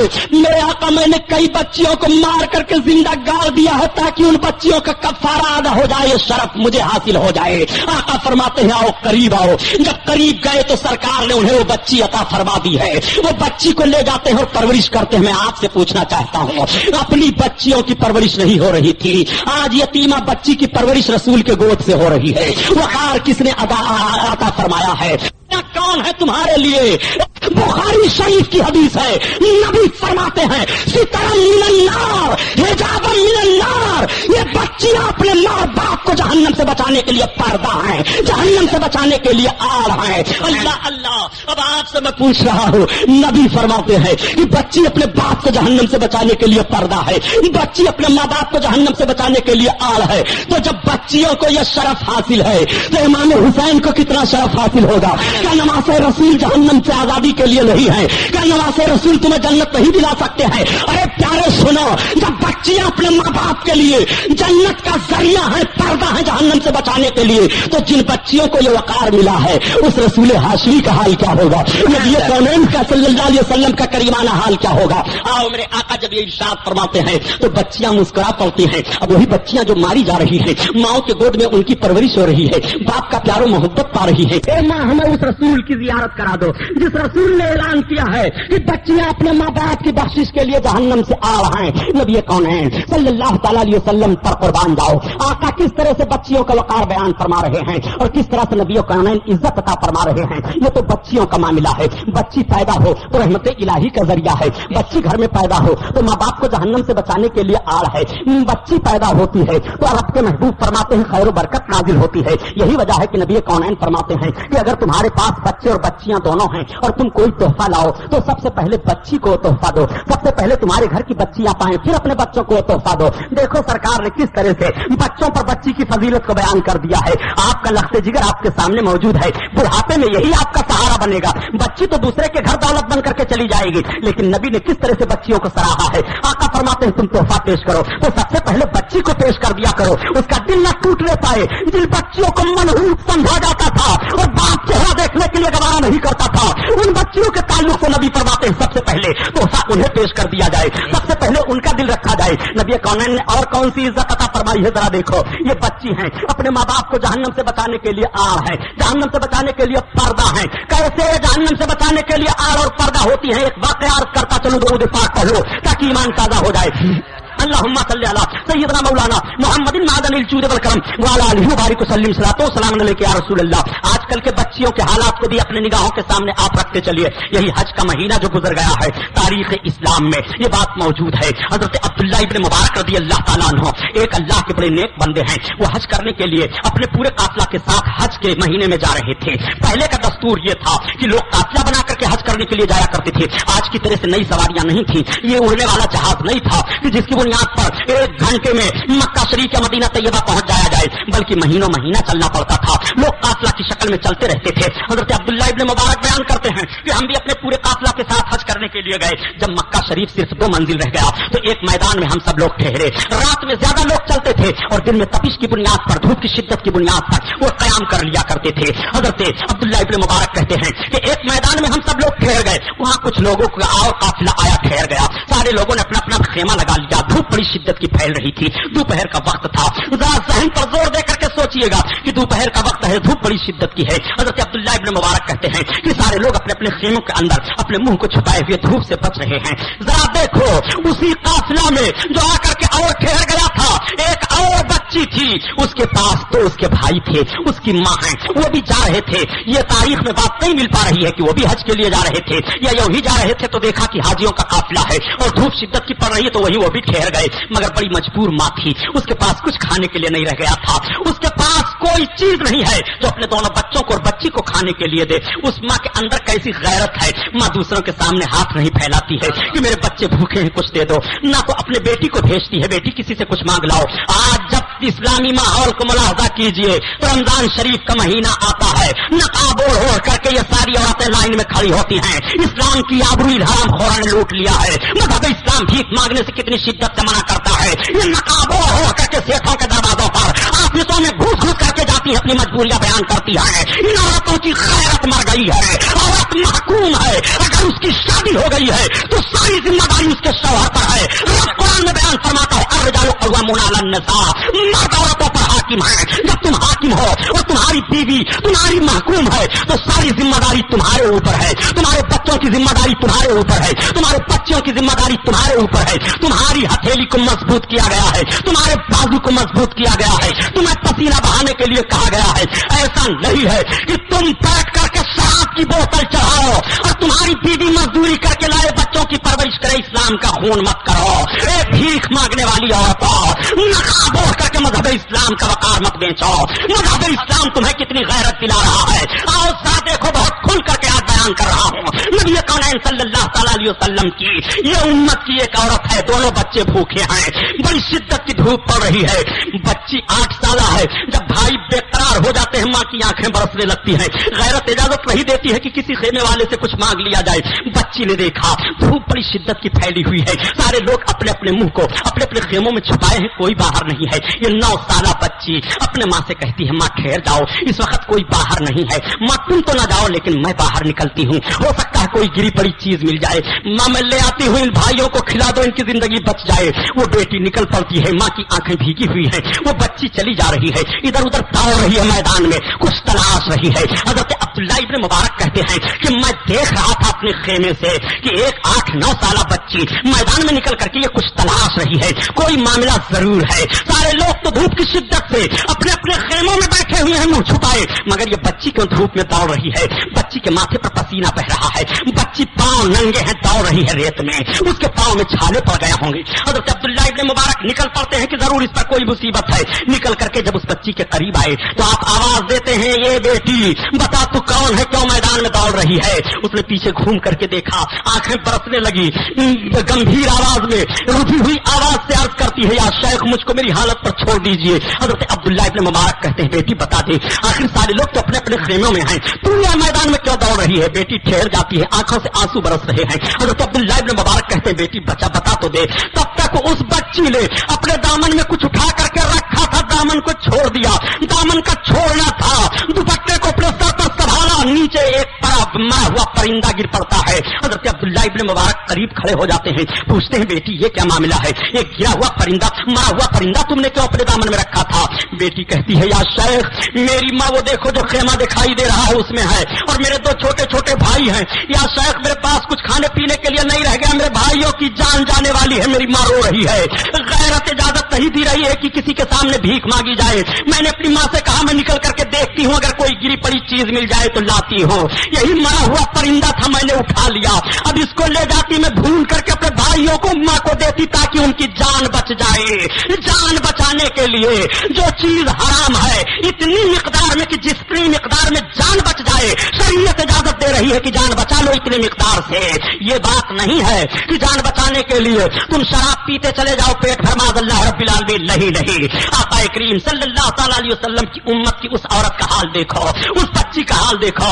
हजरत अब्दुल्लाह इब्न मुबारक उस बच्ची को कहते हैं, उनकी भी आंखें भीग जाती हैं, आओ बेटी मेरे पीछे पीछे आ जाओ, तुम छोड़ दो इस परिंदे को, ना उठाओ। बच्ची चली आ रही है। हजरत अब्दुल्लाह इब्न मुबारक आए, अपने पूरे काफिला वालों को जमा किया और कहा, एक काफिला वालों, मक्का शरीफ तो मंजिल और रह गया है, मैं तुमसे कहता हूँ, देखो हम सब हज करने के लिए चल रहे हैं, मगर ये 9 साल बच्ची है, इसकी माँ भूखी है, इसके दोनों भाई भूखे हैं, ये बच्ची खुद भूखी है। ए मेरे साथियों, तुम अपनी जरूरत भर के लिए अपने पास दिरहम रख लो, और अगर फाजिल दिरहम हो तो मुझे दे दो। तो सारे काफिला वालों ने जब फाजिल दिरहम इकट्ठा किया तो 10,000 दिरहम हुए। हज़रत अब्दुल्लाह ने उन दिरहमों को उस बच्ची के आंचल में रखा, दुपट्टे में, और उसके बाद आपने खाने पीने की चीजों को रखा, फरमाया बेटी तू ले जा, अपनी माँ को दे दे। जब बेटी लेकर के जाती है तो माँ के हाथ उठ गए, ए परवरदिगार ये हाजियों का काफिला है, मौला भूखे को इसने मदद की है, परवरदिगार इनके हज को कबूल फरमा ले। हज़रत अब्दुल्लाह इब्न मुबारक खेमे में सो गए, आंख लग गई तो देखते क्या है कि नबी कौनैन की जियारत हो रही है।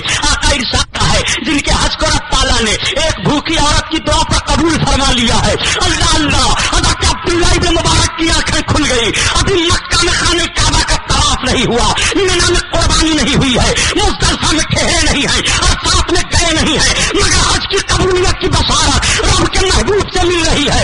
यह हज की कबूलियत की बशारत एक भूखी औरत को खाना खिला देने पर है। मज़हब इस्लाम ने कितना वक़ार अता फरमाया है। उस बच्ची और उस औरत से सबक हासिल करो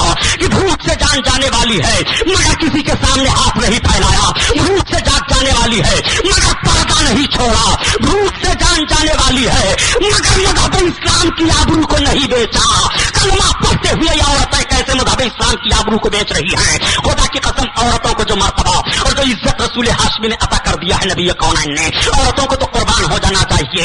यही औरतें हैं जो नंगी की जा रही थी, यही औरतें हैं जो मारी जा रही थी। क्या तारीख का वो वक्त आपको याद नहीं होगा कि जब मेरे सरकार सल्लल्लाहु अलैहि वसल्लम ऐलान नबुव्वत से पहले मक्का की सरजमीन पर एक गली में गुजर रहे थे, एक नौजवान अपनी औरत को पीट रहा था, वो औरत चीख रही थी। नबी कौनैन ने इरशाद फरमाया, खबरदार इस औरत को मत मारो, तुम भी औरत, तुम मर्द हो, ये औरत है, ये तुम्हारी महकूम है और तुम इसको मारते हो। उसने सरकार का चेहरा देखा, कहा, ए मोहम्मद, तुम्हारे अमानतों सदाकत की कसम है, अगर तुम ना आ गए होते तो आज मैंने तहैया कर लिया था कि अपनी औरत को मार मार करके इसकी हड्डियां पिछलियां तोड़ दूंगा। वो औरत के ऊपर मार पड़ रही थी, मार रुक जाती है, वो सरकार का चेहरा देख रही है और कहती है, ए मेरे पैदा करने वाले, अरब की सरजमीन पर मक्का में ये इंसान कहां से आ गए सामने। इनको जब दूसरों की बीवियों के साथ इस तरह से रहम है तो इनका मामला अपनी बीवी के साथ क्या होगा। अल्लाह अकबर। कुर्बान जाओ नबी कौनैन के वकार पर। नबी कौनैन इरशाद फरमाते हैं, ये बच्चियां तुम्हारे लिए जहन्नम से बचने के लिए आड़ है, जहन्नम से बचने के लिए पर्दा है। ये तो बच्ची का मामला है कि जब बच्ची है तो माँ बाप को बख्शिश कराने के लिए आड़ है, जहन्नम से बचाने के लिए आड़ है। लेकिन यही बच्ची जब औरत बन जाती है तब जरा देखो मेरे आका क्या इरशाद फरमाते हैं। जब ये औरत की मंजिल में पहुंचती है, इसकी शादी हो जाती है, तो आका करीम इरशाद फरमाते हैं, मताउ दुनिया इमरातुन सालिहा, दुनिया की बेहतरीन पूंजी नेक और फरमाबरदार औरत है। इसीलिए मौलाना रूम अलैहि रहमा फरमाते हैं कि अल्लाह के हबीब सल्लल्लाहु अलैहि वसल्लम के फरमान पर गौर करो कि इमरातुद दुनिया मताउ दुनिया इमरातुन सालिहा, दुनिया की बेहतरीन दौलत नेक और फरमाबरदार औरत है। तो जब दुनिया की बेहतरीन पूंजी नेक और फरमाबरदार औरत है, तो अगर औरत नेक है और शौहर गरीब है तो औरत अपने गरीब शौहर को बादशाह बना देती है, और अगर औरत नेक नहीं है और शौहर बादशाह है तो उस औरत की नहूसत से वो शौहर जो बादशाह है गुर्बत और अफलास का मारा बड़ा हो जाया करता है। आका करीम सल्लल्लाहु अलैहि वसल्लम इरशाद फरमाते हैं कि जब शौहरों बीवी दोनों मुस्कुरा करके मिलते हैं तो अल्लाह ताला उनकी बख्शिश फरमा देता है। अब आप जरा कुर्बान जाइए, यही औरत है जो मारी जा रही थी, लेकिन अगर इसने अपने शौहर को खुश किया और मुस्कुरा करके दोनों की मुलाकात हो रही है तो बख्शिश का परवाना मिल रहा है, नजात की जमानत मिल रही है। यही औरत है, जब औरत है तो अपने शौहर के बख्शिश का जरिया बन जाती है, बच्ची है तो माँ बाप के बख्शिश का जरिया बनती है, और औरत बनी तो शौहर के बख्शिश का जरिया बन गई। और यही औरत जब औलाद वाली हो जाती है, इसकी गोद में बच्चा आ जाता है, तब नबी कौनैन का फरमान सुनो। आका इरशाद फरमाते हैं कि तुम्हारे माओ के कदम के नीचे जन्नत है, तुम्हारे माओ के कदम के नीचे जन्नत है। जरा इन तीनों हैसियतों को मुलाहजा फरमाइए। ये बच्ची है तो माँ बाप के लिए बख्शिश का जरिया है, और औरत बनी तो शौहर के लिए बख्शिश का जरिया है, और जब माँ बनी तो औलादों के लिए बख्शिश का जरिया है। और बख्शिश का जरिया ही नहीं बल्कि आका फरमाते हैं तुम्हारे माओ के कदम के नीचे जन्नत है। जब जन्नत माओ के कदम के नीचे है तो इसी बुनियाद पर हम कहा करते हैं कि फिर रसूलुल्लाह सल्लल्लाहु अलैहि वसल्लम जिसके सदक़े में माओ को ये इज्जत मिली है, उस रसूल के कदम का हाल क्या होगा। इसीलिए तो आला हज़रत अज़ीमुल बरकत फरमाते हैं कि तुझसे और जन्नत से क्या मतलब मुनाफिक दूर हो, और हम रसूलुल्लाह के जन्नत रसूलुल्लाह की। नारे तकबीर, नारे रिसालत, मज़हब इस्लाम, मसलके आला हज़रत अल्लामा सुब्हानी साहब क़िबला, हम रसूलुल्लाह के जन्नत रसूलुल्लाह की। नबी कौनैन के इख्तियार पर इतराज करने वालों, सोचो तुम्हारे माओ के कदम के नीचे जन्नत है, और जरा माएँ भी सोच लें कि इनके कदम के नीचे जन्नत है। ये सिनेमा देखने जा रही हैं, इनके कदम के नीचे जन्नत है। ये रेडियो सुन रही हैं, इनके कदम के नीचे जन्नत है। ये न जाने क्या कर रही हैं, इनके कदम के नीचे जन्नत है। रोड पर शौहरों से लड़ती दिखाई दे रही हैं, इनके कदम के नीचे जन्नत है। थोड़ा सा मिजाज में फर्क आ गया तो दिन भर गाली बकती हैं, इनके कदम के नीचे जन्नत है। जरा ये अपने कदम को देखें, जब माओ के कदम को शरीयत ने इज्जत दे दी है तो माँ के हाथ का इज्जत का हाल क्या होगा, माँ के चेहरे की इज्जत का हाल क्या होगा। यही वजह तो है कि आका इरशाद फरमाते हैं, जो बच्चा सवेरे सवेरे अपने माँ बाप का चेहरा देख लेता है, अल्लाह ताला उसकी रोज़ी बढ़ा देता है। अपने माँ बाप का चेहरा मोहब्बत से देखा करो, माँ के कदम के नीचे जन्नत है। नबी कौनैन इरशाद फरमाते हैं جو اپنے ماں باپ کا چہرہ محبت سے دیکھتا ہے اس سے حج مبرور کا ثواب ملتا ہے. سبحان اللہ. جو اپنے ماں باپ کا چہرہ محبت سے دیکھتا ہے رحمت الہی مچل جاتی ہے. ماں راضی ہے تو رب راضی ہے, باپ راضی ہے تو رب راضی ہے. نبی ارشاد فرماتے ہیں کہ رب کی رضا ماں اور باپ کی رضا میں ہے, رب کی خوشی ماں اور باپ کی خوشی میں ہے. اب آپ ذرا سوچو, یہی عورت ہے, یہ اپنے شوہر سے خوش ہو جائے تو اس کے لیے بخشش کا ذریعہ ہے, اپنی اولاد سے خوش ہو جائے تو اولاد کے لیے بخشش کا ذریعہ ہے, اپنے ماں باپ کی پرورش میں ہے تو ماں باپ کے لیے بخشش کا ذریعہ ہے. کیسی عزت مذہب اسلام نے دی ہے. مذہب اسلام پر اعتراض کرتے ہو کہ مذہب اسلام نے تو پردے کی چہار دیواری میں عورتوں کو مقید کر کے رکھ دیا ہے. پیارے سنو, عورتوں کو پردے کی چہار دیواری میں مقید نہیں کیا ہے بلکہ عورتوں کی آبرو کو اسلام نے بچا لی ہے. اور سنو, یہی عورتیں تو ہیں. عورتوں نے اللہ کے حبیب صلی اللہ علیہ وسلم کی بارگاہ میں ایک فریاد پیش کی تھی, یا رسول اللہ, ہمارے شوہر میدان جنگ میں جاتے ہیں اور میدان جنگ میں جا کر کے وہ اسلام کے مخالفین سے جنگ کرتے ہیں, شہادت انہیں نصیب ہوتی ہے, ان کی گردنیں کٹ جاتی ہیں تلواروں سے, دشمن کے گھوڑے دوڑ جایا کرتے ہیں. یا رسول اللہ, انہیں کیا ملتا ہے؟ آقا فرماتے ہیں انہیں شہادت کا درجہ ملتا ہے. یا رسول اللہ, شہید کی کتنی فضیلتیں ہیں؟ میرے آقا بیان فرما دیتے ہیں کہ شہید جب جنت میں جائے گا اور اللہ تعالیٰ ارشاد فرمائے گا میرے شہید بندے جنت میں تیرے لیے ہر چیز ہے, تو شہید عرض کرے گا اے پروردگار, ہمارے لیے ساری چیزیں تو ہیں مگر جنت میں وہ مزہ میں نہیں پا رہا ہوں جو میں دنیا میں تیرے دشمنوں کے ساتھ لڑنے میں مزہ پا رہا تھا اور میری گردن پر تلوار چل رہی تھی, وہ مزہ مجھے نہیں مل رہا ہے. اللہ اللہ, آقا کریم صلی اللہ علیہ وسلم کے فرمان پر عورتیں عرض کرتی ہیں یا رسول اللہ, پھر ہم عورتوں کو اجازت دی جائے ہم بھی میدان جنگ میں چلیں, ہم بھی اسلام کے دشمنوں کے مقابلے میں تلواریں چلائیں, ہماری بھی گردن کٹے, ہمارے بھی جسم پر گھوڑے دشمنوں کے دوڑیں تو ہمیں بھی وہ درجہ ملے گا. آقا فرماتے ہیں نہیں, مذہب اسلام اس کی اجازت تمہیں نہیں دیتا ہے. عورت میدان جنگ میں جا کر کے تلوار چلانے کے لیے نہیں ہے. عورتوں نے عرض کیا یا رسول اللہ, تو پھر میرا درجہ کم ہوا کہ نہیں, ہمیں شہادت کے ثواب سے محروم کیا گیا کہ نہیں؟ آقا فرماتے ہیں نہیں, تم شہادت کے ثواب سے محروم نہیں ہو بلکہ عورتوں سنو, تم اپنے مکان کی چہار دیواری میں رہ کر کے اپنے شوہروں کی امانتوں کی حفاظت کرو, تمہیں وہی ثواب ملے گا تمہارے شوہر کو تلوار کی چھاؤں میں ملتا ہے. عورتوں نے عرض کیا یا رسول اللہ, امانت کیا ہے؟ آقا فرماتے ہیں عورت کا سارا وجود اس کے شوہر کے لیے امانت ہے. عورت اپنے عزت کی حفاظت کرے, اپنے وقار کی حفاظت کرے, جو ثواب اس کے شوہر کو میدان جنگ میں تلوار چلاتے وقت ہے وہی ثواب اس کی عورت کو اس کے گھر میں مل رہا. سبحان اللہ, سبحان اللہ. ذرا غور فرمائیے کتنی عزت مذہب اسلام نے عطا کی ہے. پردے کی چہار دیواری میں مقید کیا گیا ہے. عورتوں کو عورت بنا کر کے رکھو. بتاؤ اسلام کیا کہہ رہا ہے عورتوں کے بارے میں؟ اٹھاؤ قرآن تلاوت کرو. رب تعالیٰ ارشاد فرماتا ہے کہ عورتیں تمہارے لیے لباس ہیں اور تم عورتوں کے لیے لباس ہو. قرآن کی آیت کریمہ لباس لباس لکم ولکم لباس, ہاں عورتیں تمہارے لیے لباس ہیں اور تم عورتوں کے لیے لباس ہو. لباس تو سمجھتے ہو نا, میں لباس اتر جائے تو آدمی ننگا ہو جائے, لباس نہ رہے تو آدمی کی عزت کیا ہوگی؟ کوئی آدمی اگر لباس اتار کر کے کاپڑیا نگر کے اس گیٹ سے وہاں تک دوڑے تو سب کہیں گے پاگل ہو گیا, کہیں گے کہ نہیں؟ تو جسم کا لباس اتر جائے تو پاگل قرار دے دیا جاتا ہے, دیوانہ اسے کہا جاتا ہے, اس کی طرف کوئی نگاہ اٹھا کر دیکھتا نہیں ہے. تو رب فرماتا ہے قرآن میں کہ تم عورتوں کے لیے لباس ہو.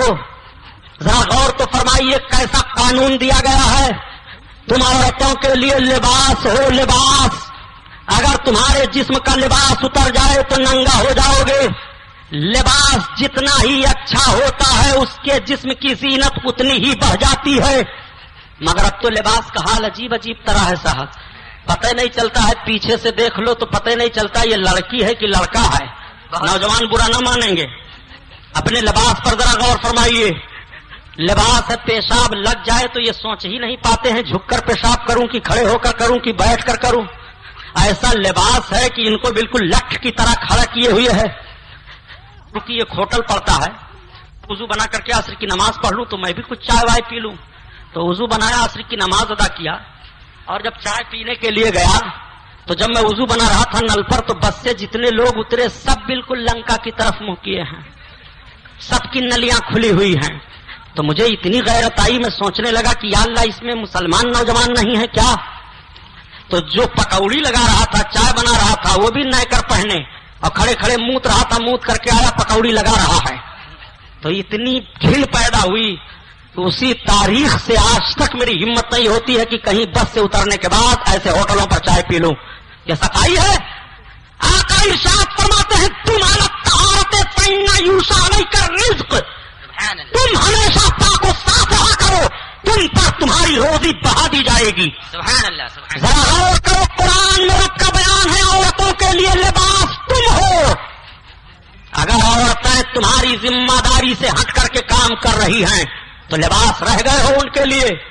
کوئی آدمی چاہتا ہے کہ میرے جسم کا لباس اتر جائے، میں ننگا دکھائی دوں، تو جب تم عورتوں کے لیے لباس ہو تو تمہاری عورتیں بے حیائی کی منزل میں کیوں جا رہی ہیں؟ ان کو کھلی چھوٹ کیا دے رہے ہو؟ سب سے پہلے قیامت کے دن جب عورت و شوہر کے تعلق سے حساب و کتاب ہوگا تو عورتوں کے معاملات میں اس کے شوہر سے پوچھو گچھ ہوگی. بہت غور سے سنو، نبی کونین صلی اللہ علیہ وسلم کی ایک بیوی حضرت ام سلمہ ہیں. ساری دنیا کی نیک عورتوں کی نیکیاں ایک ترازو میں رکھ دی جائیں اور ام المومنین حضرت ام سلمہ کی ایک نیکی ایک طرف رکھ دی جائے، کیا کوئی برابری کر سکتا ہے؟ بہت غور سے سن لو، نبی کی بیوی تمام مومنوں کی ماں ہے. بے شک یہی وجہ ہے کہ نبی کے وصال کے بعد نبی کی بیوی سے کسی کا نکاح نہیں، بے شک وہ کسی سے نکاح نہیں کر سکتی ہیں. نبی کی بیوی تمام مومنوں کی ماں ہے اور ماں کو اپنے اولاد سے کوئی پردہ ہوتا ہے. لیکن آؤ ذرا دیکھو امت کو قانون کس طرح سے نبی کونین عطا فرما رہے ہیں. میرے آقا تشریف فرما ہیں، سرکار کی بیوی حضرت ام سلمہ سرکار کے پاس بیٹھی ہیں. تب تک ایک نابینا صحابی حضرت عبداللہ ابن ام مکتوم ٹٹولتے ہوئے سرکار کی طرف آ رہے ہیں. آقا کی نگاہ اقدس اٹھ جاتی ہے. سرکار ملاحظہ فرماتے ہیں کہ عبداللہ ابن ام مکتوم آ رہے ہیں. آقا ارشاد فرماتے ہیں ام سلمہ تم پردہ میں ہو جاؤ. تو سرکار کی بیوی ام سلمہ عرض کرتی ہیں یا رسول اللہ وہ تو آ رہے ہیں، وہ تو نابینا ہیں، وہ تو مجھے نہیں دیکھتے ہیں. آقا ارشاد فرماتے ہیں ام سلمہ تم تو دیکھتی ہو.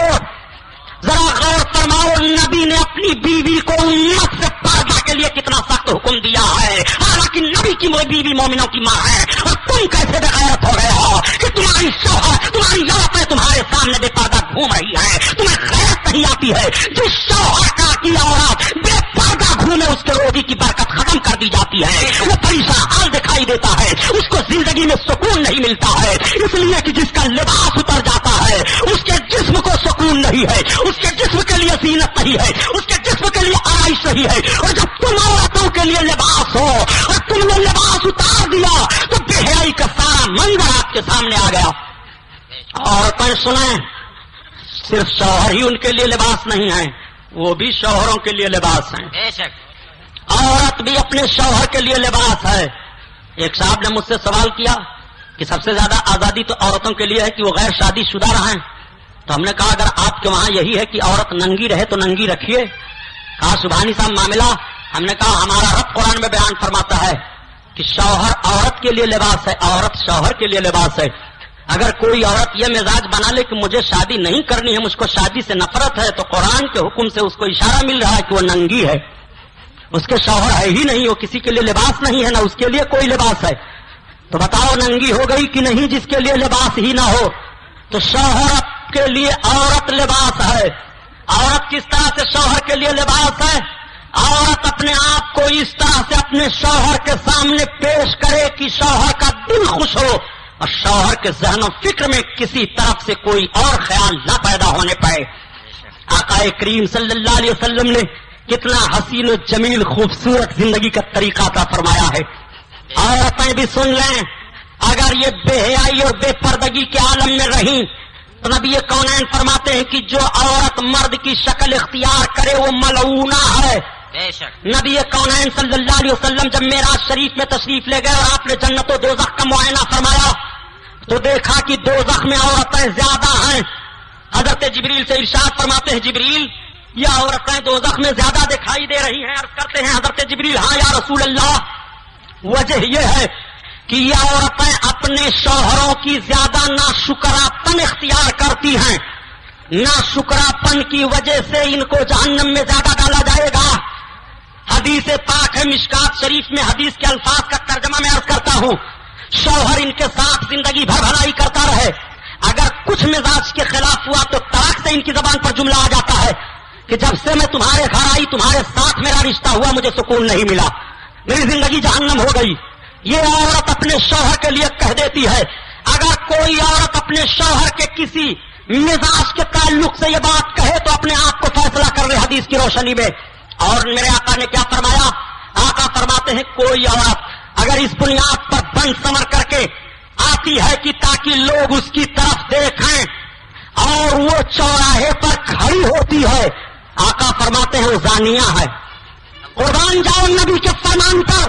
औरत का सारा बनाव सिगार सब उसके शौहर के लिए है। बेशक औरत का बनाव सिगार दूसरे मर्दों के लिए नहीं है। नबी फरमाते हैं जो इस तरह की हरकत करे वो जानिया है और जानी और जानिया की सजा जहन्नम है। बेशक और देखो कुरान मेरा बयान फरमाता है और रिजालु कव्वामूना अलन निसा, मर्द औरतों पर हाकिम हैं।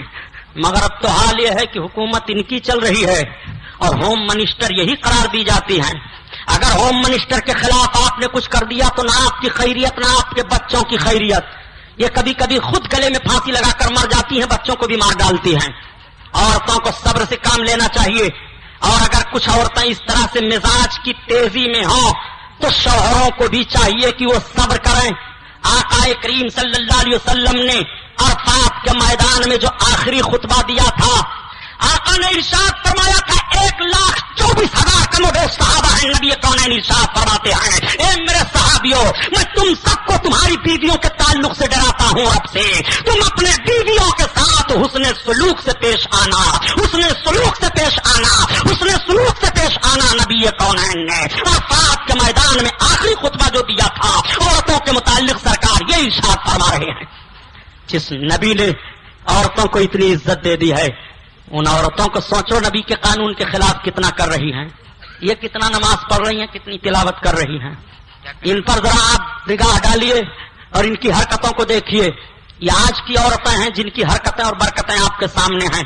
लेकिन जिस बरेली शरीफ का नाम अभी मैंने पहले लिया उसी बरेली शरीफ में एक खातून का वाकया सुनिए। बरेली शरीफ में एक मजार है जिस मजार साहिब मजार का नाम है हजरत दाना शाह वली।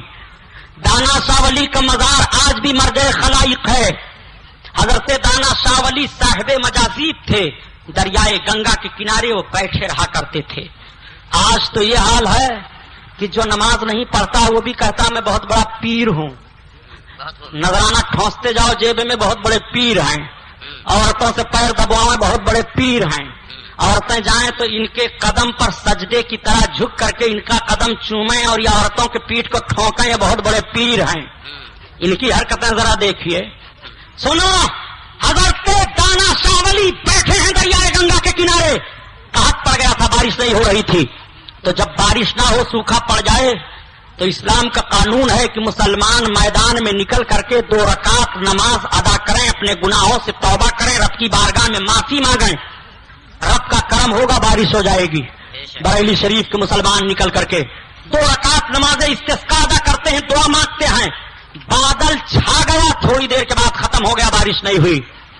तो कुछ लोग आए तो कहा सुनो, हम लोग दरियाए गंगा के किनारे से आ रहे थे, जो अल्लाह वाले दाना शाह वली बैठे हुए हैं।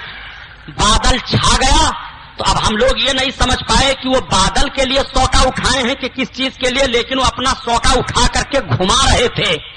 तो लोगों ने कहा हो ना हो बस करो, इसी वजह से बारिश नहीं हुई। अब दूसरे दिन फिर सब निकले नमाज पढ़ने के लिए, गए नमाज पढ़े, दुआ मांगते, बादल छा गया। मगर कुछ लोग थे जो सोचने लगे चलो देखा जाए सही है वाकया कि नहीं। जैसे हमारे तौकीर बाबू हैं, ये भी कभी कभी किसी चीज को आजमाने लगते हैं कि देखा जाए है कि नहीं। तो ऐसे थे कुछ नौजवान बरेली में, वो चले गए दरियाए गंगा के किनारे और सब नमाज पढ़ करके दुआ मांग रहे हैं। बादल छा गया, दाना बाबा का सोटा उठा है, वो घुमा रहे हैं, बादल छाट रहा है। तब तक बोल पड़े, ए बाबा ये क्या कर रहे हो, बारिश होने दो बारिश। अल्लाह का वली, अल्लाह अकबर, दीवाने की नजरों को जहां देख रहा है और दीवाना खुदा जाने कहां देख रहा है। उन्होंने कहा हट जाओ, मेरी कुटी बह जाएगी तो कौन बना देगा। अल्लाह अकबर। अब लोगों को यकीन हो गया, बस करो इनके सोटे का मामला है। कहा रे बाबा मान जाओ, बारिश होने दो। मुअज़्ज़ज़ सामईन इकराम, شمالی ہندوستان کے صوبہ اتر پردیش کے شہر بریلی کو یہ امتیازی خصوصیت حاصل ہے کہ یہ تقریباً 250 سالوں سے اب تک مسلسل مسلمانوں کی ملی و مذہبی رہنمائی کا اہم فریضہ انجام دے رہا ہے۔ جب بھی ملت اسلامیہ کی طرف کفر و الحاد اور ظلم استبداد کے طوفان نے رخ کیا، اس نے اپنے علم و عرفان اور عشق و ایمان کی سرمدی توانائیوں کو بروئے کار لا کر اس کا رخ موڑ دیا اور ملت کے ایمان و اسلام کی حفاظت کرتے ہوئے جس میدان میں جب بھی جس چیز کی ضرورت آن پڑی بر وقت مہیا کیا ہے۔ شاید وقت کی اسی نبازی اور جرات مندانہ اقدامات سے متاثر ہو کر متحدہ ہندوستان نے ایک زبان ہو کر مرکز اہل سنت بریلی شریف کا نعرہ بلند کیا، کیونکہ اس مرکز کی رگوں میں امام احمد رضا کا علم و عرفان خون بن کر دوڑ رہا ہے۔ وہ امام احمد رضا جنہوں نے نہایت ہی خلوص و للہیت کے ساتھ سواد اعظم اہل سنت و جماعت کی کامل رہنمائی کا بیڑا اٹھایا، جن کی نسلوں نے مسلسل ملت کے ایمان و اسلام کی حفاظت و صیانت کی، اور آج بھی یہ سلسلہ زرعی حضور تاج الشریعہ کے ذریعے جاری و ساری ہے جو اس مرکز کی دوام مرکزیت کا ضامن ہے۔ اسی مرکز کی مبارک و مسعود سرزمین پر گنبد رضا سے صرف 7 کلومیٹر دور متھرا پور میں عرس رضوی کے حسین موقع پر 24 صفر المظفر 1421 ہجری بمطابق 29 مئی 2000 عیسوی کو ملک کے نامور علماء کرام و مشائخ اعظام کی موجودگی میں آبرو مرکز حضور تاج الشریعہ حضرت علامہ الحاج مفتی محمد اختر رضا خان قادری ازہری مدظ اللہ العالی نے عظیم الشان سنی یونیورسٹی مرکزت دراسات الاسلامیہ جامعۃ الرضا کا سنگ بنیاد رکھا، اور دیکھتے ہی دیکھتے سرزمین بریلی شریف پر دین و سنیت کا ایک پرشکوہ قلعہ معرض وجود میں آ گیا، جس کے ذریعے مستقبل قریب میں برپا ہونے والے تعلیمی انقلاب کی دھمک آج ہی سے محسوس کی جانے لگی ہے۔ دراصل تاجدار اہل سنت حضور مفتی اعظم ہند رحمت اللہ علیہ کا یہ خواب تھا کہ مرکز اہل سنت میں مرکز کے شایان نشان ایک ایسا دینی تعلیمی قلعہ تعمیر کیا جاتا جس میں فرزندان اسلام کی تعلیم و تربیت اسلامی انداز فکر کے مطابق ہوتی۔ ایک طرف وہ اسلامی علوم سے آراستہ ہوتے تو دوسری طرف دنیاوی علوم کے ذریعے زمانے کے پیچ و خم کو شرعی نقطہ نظر سے سلجھانے کے اہل ہوتے۔ اس مقصد کو حاصل کرنے کے لیے حضور مفتی اعظم ہند اپنی ظاہری زندگی میں کوششیں بھی کرتے رہے، لیکن اللہ رب العزت نے آپ کا یہ خواب آپ کے سچے جانشین حضور تاج الشریعہ حضرت علامہ مفتی محمد اختر رضا خان قادری ازہری مدظ اللہ العالی کے ہاتھوں پورا ہونا مقدر فرما دیا تھا۔ چنانچہ اس کی تعبیر جامعۃ الرضا کی شکل میں آج ہمارے سامنے موجود ہے۔ جامعۃ الرضا امام احمد رضا ٹرسٹ کے زیر اہتمام حضور تاج الشریعہ مدظ اللہ العالی کی بابرکت سرپرستی و سربراہی اور شہزادہ گرامی حضرت مولانا محمد اسجد رضا خان قادری مدظ اللہ العالی کی عمدہ نظامت میں بہترین انداز میں اپنا تعلیمی و تعمیری سفر طے کر رہا ہے۔ ٹرسٹ ہی کے زیر اہتمام مرکزی دارالافتاء، مرکزی دارالقضاء اور شرعی کونسل آف انڈیا بھی اپنی ذمہ داریوں کو بحسن خوبی انجام دے رہے ہیں۔ جامعۃ الرضا کے تعمیری و تعلیمی منصوبے اس طرح ہیں: نمبر 1 کلیت الشریعہ، نمبر 2 شعبہ تقابل ادیان، number 3 Imam Ahmad Raza research centre, number 4 Azhari library, number 5 Hamidi Masjid, number 6 primary secondary high school, number 7 Taj al Shariah commercial complex, number 8 Al Barkaat offset press, number 9 Raza اسپتال، number 10 staff colony, number 11 Jilani guest house. مرکز کے یہ عظیم الشان مستقبل ساز منصوبے آپ کی امداد اور تعاون کے منتظر ہیں۔ اپنے محبوب مرکز کے منصوبوں کو پورا کرنے میں بڑھ چڑھ کر حصہ لیجئے اور اپنی ملی و مذہبی ذمہ داریوں سے سبکدوش ہو جائیے۔ جامعۃ الرضا کے تعاون کے لیے شہزادہ حضور ازہری میاں حضرت مولانا محمد اسجد رضا خان قادری مدظ اللہ العالی سے رابطہ قائم کریں۔ فون نمبر یہ ہے 9359103545۔ اس کے علاوہ آپ ان نمبروں پر بھی رابطہ قائم کر سکتے ہیں 9312707049 اور 9837281373۔ ای میل کے ذریعے رابطہ قائم کرنے کے لیے ای میل ایڈریس نوٹ کیجیے: hazrat@hazrat.org۔ حضرت کی اسپیلنگ اس طرح ہے HAZRAT سب اسمال لیٹر میں۔ اگر آپ چیک یا ڈرافٹ بنانا چاہیں تو اس نام سے بنائیں: Akhtar Raza Khan State Bank of India branch کتب خانہ بریلی. خیال رہے کہ جامعۃ الرضا کے لیے سفیر بھیجنے کا سلسلہ بالکل بند کر دیا گیا ہے، لہذا جامعہ کا اب کوئی بھی نیا یا پرانا سفیر نہیں ہے. اس لیے اگر کوئی شخص جامعۃ الرضا کے نام سے چندہ کے لیے آپ کے پاس پہنچے تو آپ اس کی رسید ضبط کر لیں اور فون کے ذریعے جامعہ کے ذمہ داران کو فوراً خبر کر دیں. بارش نہیں ہوگی، رب کے محبوب کا دیوانہ مچلا ہوا ہے. سارے لوگ آئے، کہا دانا بابا مان جاؤ، ہم تمہیں محل دے دیں گے، ہم تمہیں مکان دیں گے، مگر دیوانہ مچلا ہوا ہے، نہیں میری کٹی بہ جائے گی تو کون بنا دے گا، میں رہوں گا تو یہی رہوں گا. اب سارے لوگ مجبور ہو گئے. آئے تو ایک خاتون تھی، حضرت نیاز شاہ رحمت اللہ علیہ کی خالہ بتائی جا رہی ہیں، ان کی دعا بہت قبول ہوتی تھی. لوگ ان کے پاس گئے اور جانے کے بعد عرض کرتے ہیں حضرت آپ دعا فرما دیجئے بارش ہو جائے. اللہ کے ولی دانا بابا مچل گئے ہیں، بارش نہیں ہو رہی ہے. تو انہوں نے کہا کہ وہ مرد ہو کر کے مچل گئے ہیں، میں عورت ہو کر کے کیا کر سکتی ہوں. لوگوں نے کہا حضور ہم آپ کا دروازہ نہیں چھوڑیں گے جب تک آپ دعا نہیں کریں گی. اللہ کی نیک بندی تھی، انہوں نے اپنی خادمہ کو بلایا، کہا ادھر آؤ، یہ میرا دوپٹہ لے لو اور چلی جاؤ دانا بابا سے سلام کہہ دو اور کہہ دو کہ رب کی مخلوق پریشان ہے، کھیتیاں سوکھ رہی ہیں، جانور پیاس سے مر رہے ہیں، بارش ہونے دیں. جب وہ نہ مانیں گے تو چروری منتی کرنا، جب نہ مانیں گے تو ان کے قدموں پر جھک جانا، جب نہ مانیں گے تو میرے دوپٹے کو لہرا دینا، بارش ہو جائے گی. اللہ اکبر. اب وہ خادمہ آتی ہیں، دانا بابا کو سلام کرتی ہیں. دانا بابا دیوانگی کے حالت میں ہیں، فرماتے ہیں کیسے آئی ہو؟ کہا دانا بابا ہماری مرشدہ نے ہمیں بھیجا ہے، آپ بارش ہونے دیجیے، رب کے محبوب کے امتی سب پریشان ہیں، جانور پیاس سے مر رہے ہیں، کھیتیاں سوکھ رہی ہیں، آپ اپنا سوٹا گھما رہے ہیں. کہا چل چل ہٹ جا، میری کٹی بہ جائے گی تو کون بنا دے گا. کہا رے دانا بابا مان جاؤ. اب وہ چروری پر چروری کرتی چلی جا رہی ہے. جب دانا بابا کسی حالت میں نہیں مان رہے ہیں تو انہوں نے اپنے مرشدہ کا دوپٹہ لہرایا، دوپٹہ ہل رہا ہے، بادل چھا رہا ہے، بارش ہونے لگی اور دانا بابا کا سوٹا اٹھ گیا، سوٹا گھوم رہا ہے، ان کی کٹی پر پانی کا ایک قطرہ نہیں گرا اور پورا بائلی جل تھل ہو گیا. یہ کل کی عورت کا دوپٹہ ہے کہ اگر لہرا دیا جائے تو بارش ہو جاتی ہے، اور آج کی عورت کا دوپٹہ لہرا دیا جائے تو کرلا تھانے میں آپ کو بند ہونا پڑے گا، پولیس آپ کو پکڑ لے جائے گی. آج کا دوپٹہ ہے وہ کل کا دوپٹہ تھا.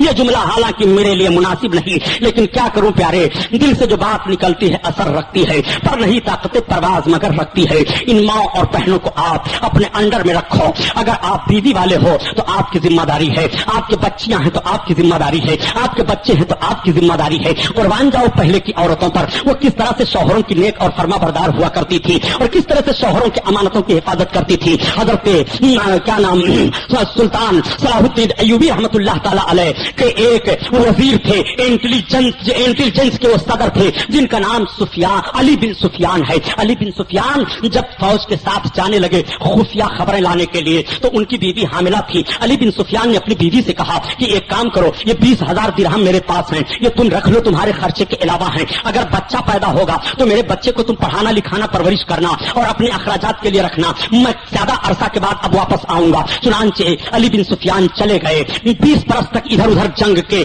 خبروں کو باہر لاتے رہے اور جب 20 برس کے بعد وہ واپس مدینہ طیبہ آئے تو سب سے پہلے مسجد نبوی میں حاضری دیتے ہیں، 2 رکعت نماز ادا کرتے ہیں، اپنے آقا کے روضہ پر سلام کرتے ہیں اور جب اپنے گھر جاتے ہیں تو جس شوہر اور بیوی کی جدائی 20 برس تک رہی ہو، بتاؤ ان کا حال کیا ہوگا. بیوی بوڑھی ہو گئی ہیں، گال پر جھریاں پڑ گئی ہیں، یہ بھی نقاہت کے عالم میں ہیں، ان کے بھی بال سفید ہو گئے ہیں. جب شوہر و بیوی کی ملاقات ہوتی ہے پھوٹ پھوٹ کر دونوں رونے لگتے ہیں. آپ نے جب اطمینان کی سانس لیا تو اپنی بیوی سے پوچھا یہ بتاؤ کہ تمہیں کیا پیدا ہوا تھا، بچی پیدا ہوئی کہ بچہ پیدا ہوا اور وہ میری امانت کیا ہوئی. تو بیوی نے کہا بچہ پیدا ہوا. کہا آپ نے بچے کو کیا کیا؟ کہا آپ اپنے بچے کو جاننا چاہتے ہیں، یہ بتائیے کہ مسجد نبوی شریف میں آپ کی حاضری ہوئی ہے. انہوں نے کہا سب سے پہلے میں سرکار کی مسجد میں گیا ہوں اور میں نے اپنے آقا کی مسجد میں نماز ادا کی، سرکار کو سلام عرض کیا ہوں. بیوی نے کہا آپ نے مسجد میں کچھ دیکھا ہے؟ وہ کہتے ہیں میں نے دیکھا کہ مسجد میں ایک نوجوان محدث بیٹھے ہوئے ہیں اور وہ سرکار کے حدیث کا درس دے رہے ہیں، شاگرد ان کو گھیرے ہوئے ہیں. بیوی نے کہا اے میرے شوہر نامدار، جو 20,000 درہم آپ نے دیا تھا جب بچہ پیدا ہوا تو میں نے اس بچے کی تعلیم پر سب خرچ کر دیا تھا. وہی نوجوان جو محدث بن کر کے بیٹھا ہوا ہے وہی آپ کا شہزادہ ہے. حضرت علی بن سفیان کے شہزادے اتنے عظیم محدث تھے کہ مدینہ شریف میں 7 عظیم محدث گزرے ہیں. ان 7 عظیم محدثوں میں عبد الرحمن بن علی بن سفیان عظیم الشان محدث ہیں. بات پھر جاتی جاتے ہیں مسجد نبوی میں، اور جب جاتے ہیں تو کہتے ہیں اس میں کون شہزادے علی بن سفیان ہے؟ تب تک وہ محدث کھڑے ہوئے، یا شیخ کیا بات ہے، تم ہی ہو؟ کہا میں ہی ہوں۔ کہا میں تمہارا باپ ہوں علی بن سفیان۔ تب تک یہ دوڑ کر اپنے باپ کے قدم پر گر پڑے، بوسا لیتے ہیں، باپ اور بیٹے پھوٹ پھوٹ کر رونے لگتے ہیں، روزے رسول کی طرف عرض کرتے ہیں یا رسول اللہ اب میری محنت قبول ہو گئی، میں میدان جنگ میں اسلام کی حفاظت کے لیے تحریک چلاتا رہا، اور میرا بیٹا مسجد نبوی میں بیٹھ کر آپ کی حدیث کی درس دیتا رہا، یا رسول اللہ اس کا اجر ہمیں یہی ملے کہ قیامت میں جب آپ امتیوں کی شفاعت کریں تو اس شفاعت میں اس علی بن سفیان کو داخل فرما لیں۔ اللہ اکبر۔ اسی لیے تو اعلیٰ حضرت عظیم البرکت فرماتے ہیں کہ واہ کیا جود و کرم ہے شہبتہ تیرا، واہ کیا جود و کرم ہے شہبتہ تیرا، نہیں سنتا ہی نہیں مانگنے والا تیرا، مانگنے والا تیرا۔ اور صرف مختصر منٹوں میں ایک جملہ اور آپ کو دے دوں، یہی ہندوستان ہے۔ عورتیں کبھی کبھی پیر کی زنجیر بن جایا کرتی ہیں، اور کبھی کبھی یہی عورتیں اسلام کی تحریک کی ایک مثال بن جایا کرتی ہیں۔ بھارت کی سرزمین پر جب سلیم بادشاہ کا معاملہ آیا اور نور جہاں کو یہ اپنی بیوی بنا کر کے لے آئے، تو آپ نے تاریخوں میں سنا ہوگا کہ نور جہاں کو بڑی محبت تھی اپنے شوہر سے، اور سلیم کو بڑی محبت تھی نور جہاں سے۔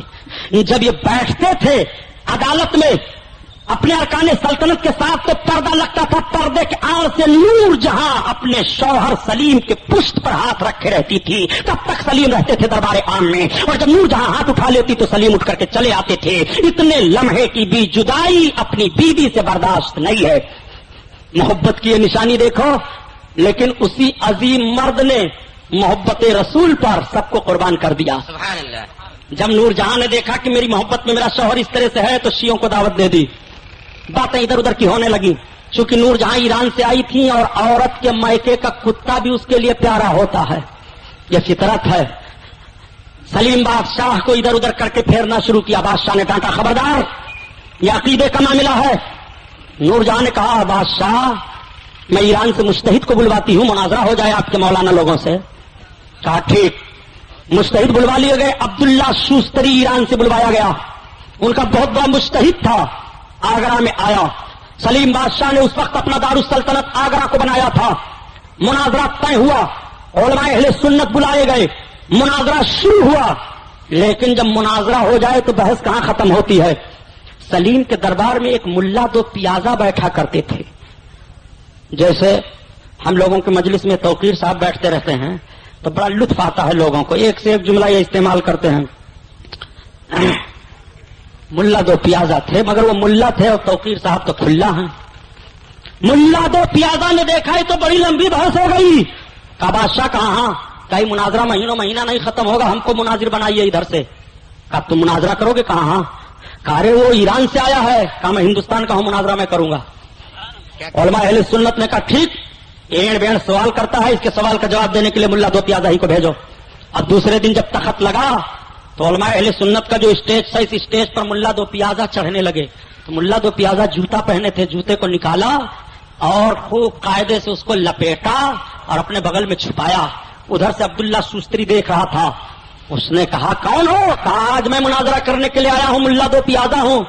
کہا اتنے بڑے جاہل ہو تم کہ جوتے کو اسٹیج پر اچھے رومال میں لپیٹ کر کے اور بغل میں لے رہے ہو، مناظرہ کرنے آئے ہو، یہ بھی نہیں جانتے ہو جوتے کا مقام کیا ہے؟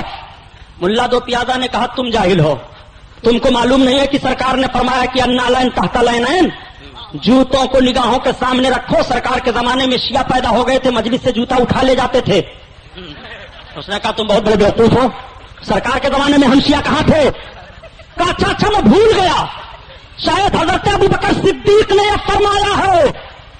کہا تم بیوقوف ہو جاہل، تمہارے اور علماء نہیں ہے مناظرہ کرنے کے لیے، حضرت ابو بکر صدیق کے زمانے میں ہم کہاں تھے؟ کہا اچھا شاید حضرت عمر فاروق اعظم نے یہ فرمایا ہو۔ کہا جی نہیں، ان کے زمانے میں ہم نہیں تھے۔ کہا اچھا آپ ان کے زمانے میں بھی نہیں تھے؟ کہا نہیں۔ کہا حضرت ابو بکر صدیق کے زمانے میں آپ نہیں تھے شیعہ لوگ؟ کہا نہیں۔ تب تک ملا دو پیازا نے کہا بادشاہ جب یہ جماعت نہ رسول کے ظاہری حیات میں تھی، نہ ابو بکر کے، نہ حضرت عمر کے، تو یہ بعد میں پیدا ہوئے ہیں تو یہ کیسے حق پر ہیں؟ ہم تو حق پر ہیں کہ ہم ہی سرکار کی وہ جماعت ہیں جس کے لیے نجات کا پروانہ دیا گیا ہے. سبحان اللہ. تو مناظرے میں جیت تو ہو گئی لیکن ابھی مناظرہ ختم نہیں ہوا.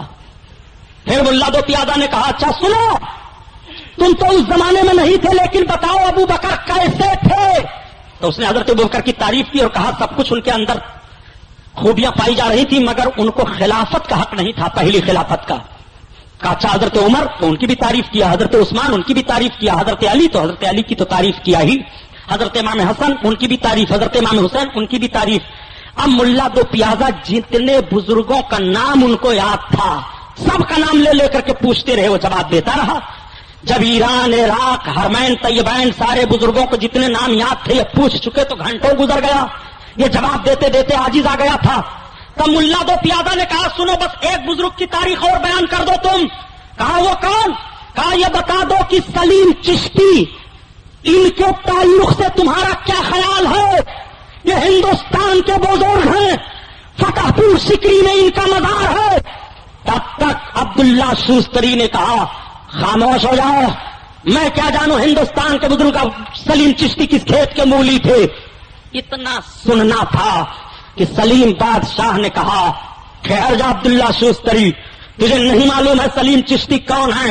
میرے باپ اکبر کو کوئی اولاد نہیں تھی، اس نے منت مانی تھی، حاضری دی تھی ان کی بارگاہ میں، اور میں سلیم چشتی کی دعا سے پیدا ہوا تھا، انہی کے نام پر میرا نام رکھا گیا. تو نے ان کی شان میں توہین کی ہے کہ وہ کس کھیت کے مولی تھے. میں نہیں جانتا ہوں، اب تیری زبان کاٹی جائے گی، اب تجھے تیرا گلا کاٹا جائے گا. جیسے سلطان کی زبان سے اس بات کو لوگوں نے سنا سناٹا چھا گیا. لور جہاں پردے میں بیٹھی تھی، لور جہاں نے ہاتھ لگاتے ہوئے کہا یا سلطان اس کو معاف کر دو، یہ ہندوستان کے بزرگ کو نہیں جانتے ہیں. تب تک سلیم نے کہا اے جانے جانا جادادام، ایمان نہ دادام، میں نے تجھ کو جان دیا ہے، ایمان نہیں دیا ہے.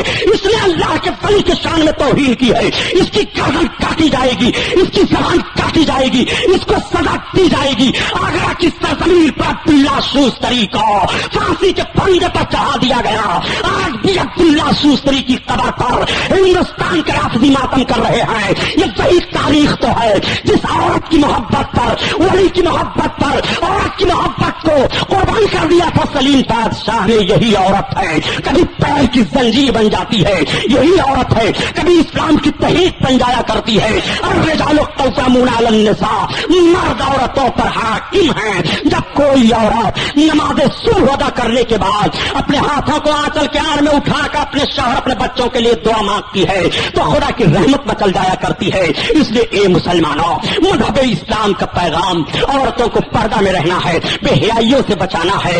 اور کربلا کے پیغام میں سے ایک پیغام یہ بھی تھا، امام حسین کی بہن نے یزیدیوں کا یلغار ہوا تھا اور جب یزیدی خیمے پر حملہ آور ہوئے تھے تو یہی کہا تھا زینب نے میں حسین کی بہن علی کی بیٹی ہوں. اے یزیدیوں تم اتنے بے غیرت ہو گئے ہو کہ تمہیں رسول اللہ کی شہزادیوں کے پردے کا بھی لحاظ نہیں ہے. تو عمرو بن سعد ہٹ گیا تھا اور سب کو ہٹا لیا تھا. اعلیٰ حضرت عظیم البرکت اسی لیے کہتے ہیں یہ اسلام کی عورتیں تھیں، یہ ان کا مزاج تھا کہ جس کا آنچل نہ دیکھا مہو مہر نے اس ردائے نزاہت پہ لاکھوں سلام، لاکھوں سلام. نبی کی بیٹی خاتون جنت فاطمہ زہرا نے حضرت علی سے وصیت کی تھی اے علی جب میرا انتقال ہو اور علی میرا جنازہ ہو تو میرے جنازے کو رات کی تاریکی میں دفن کیجئے گا. میں نبی کی شہزادی ہوں، کسی کی نگاہ میرے جنازے پر نہ پڑنے پائے. یہ نبی کی شہزادی نے پردے کا پیغام دیا تھا. رسول اللہ کی بیٹی نے امت کی عورتوں کو جیون بتانے کا طرز حیات مرتب فرما دیا تھا. اس لیے اے لوگوں، اپنے گھر کی عورتوں اور بچیوں اور سارے بچوں کے ذمہ دار تم ہو. خدا قرآن میں بیان فرماتا ہے یا ایھا الذین آمنوا قوا انفسکم واہلیکم نارا، اے ایمان والو تم اپنے آپ کو جہنم سے بچاؤ اور اپنے بال بچوں کو جہنم سے بچاؤ بچاؤ بچاؤ. انشاءاللہ بیان باقی ہے، وقت تمام ہوا. سفینہ چاہیے اس بحر بے کراں کے لیے. یہ محفل نور زندہ باد، پائندہ باد. السلام علیکم.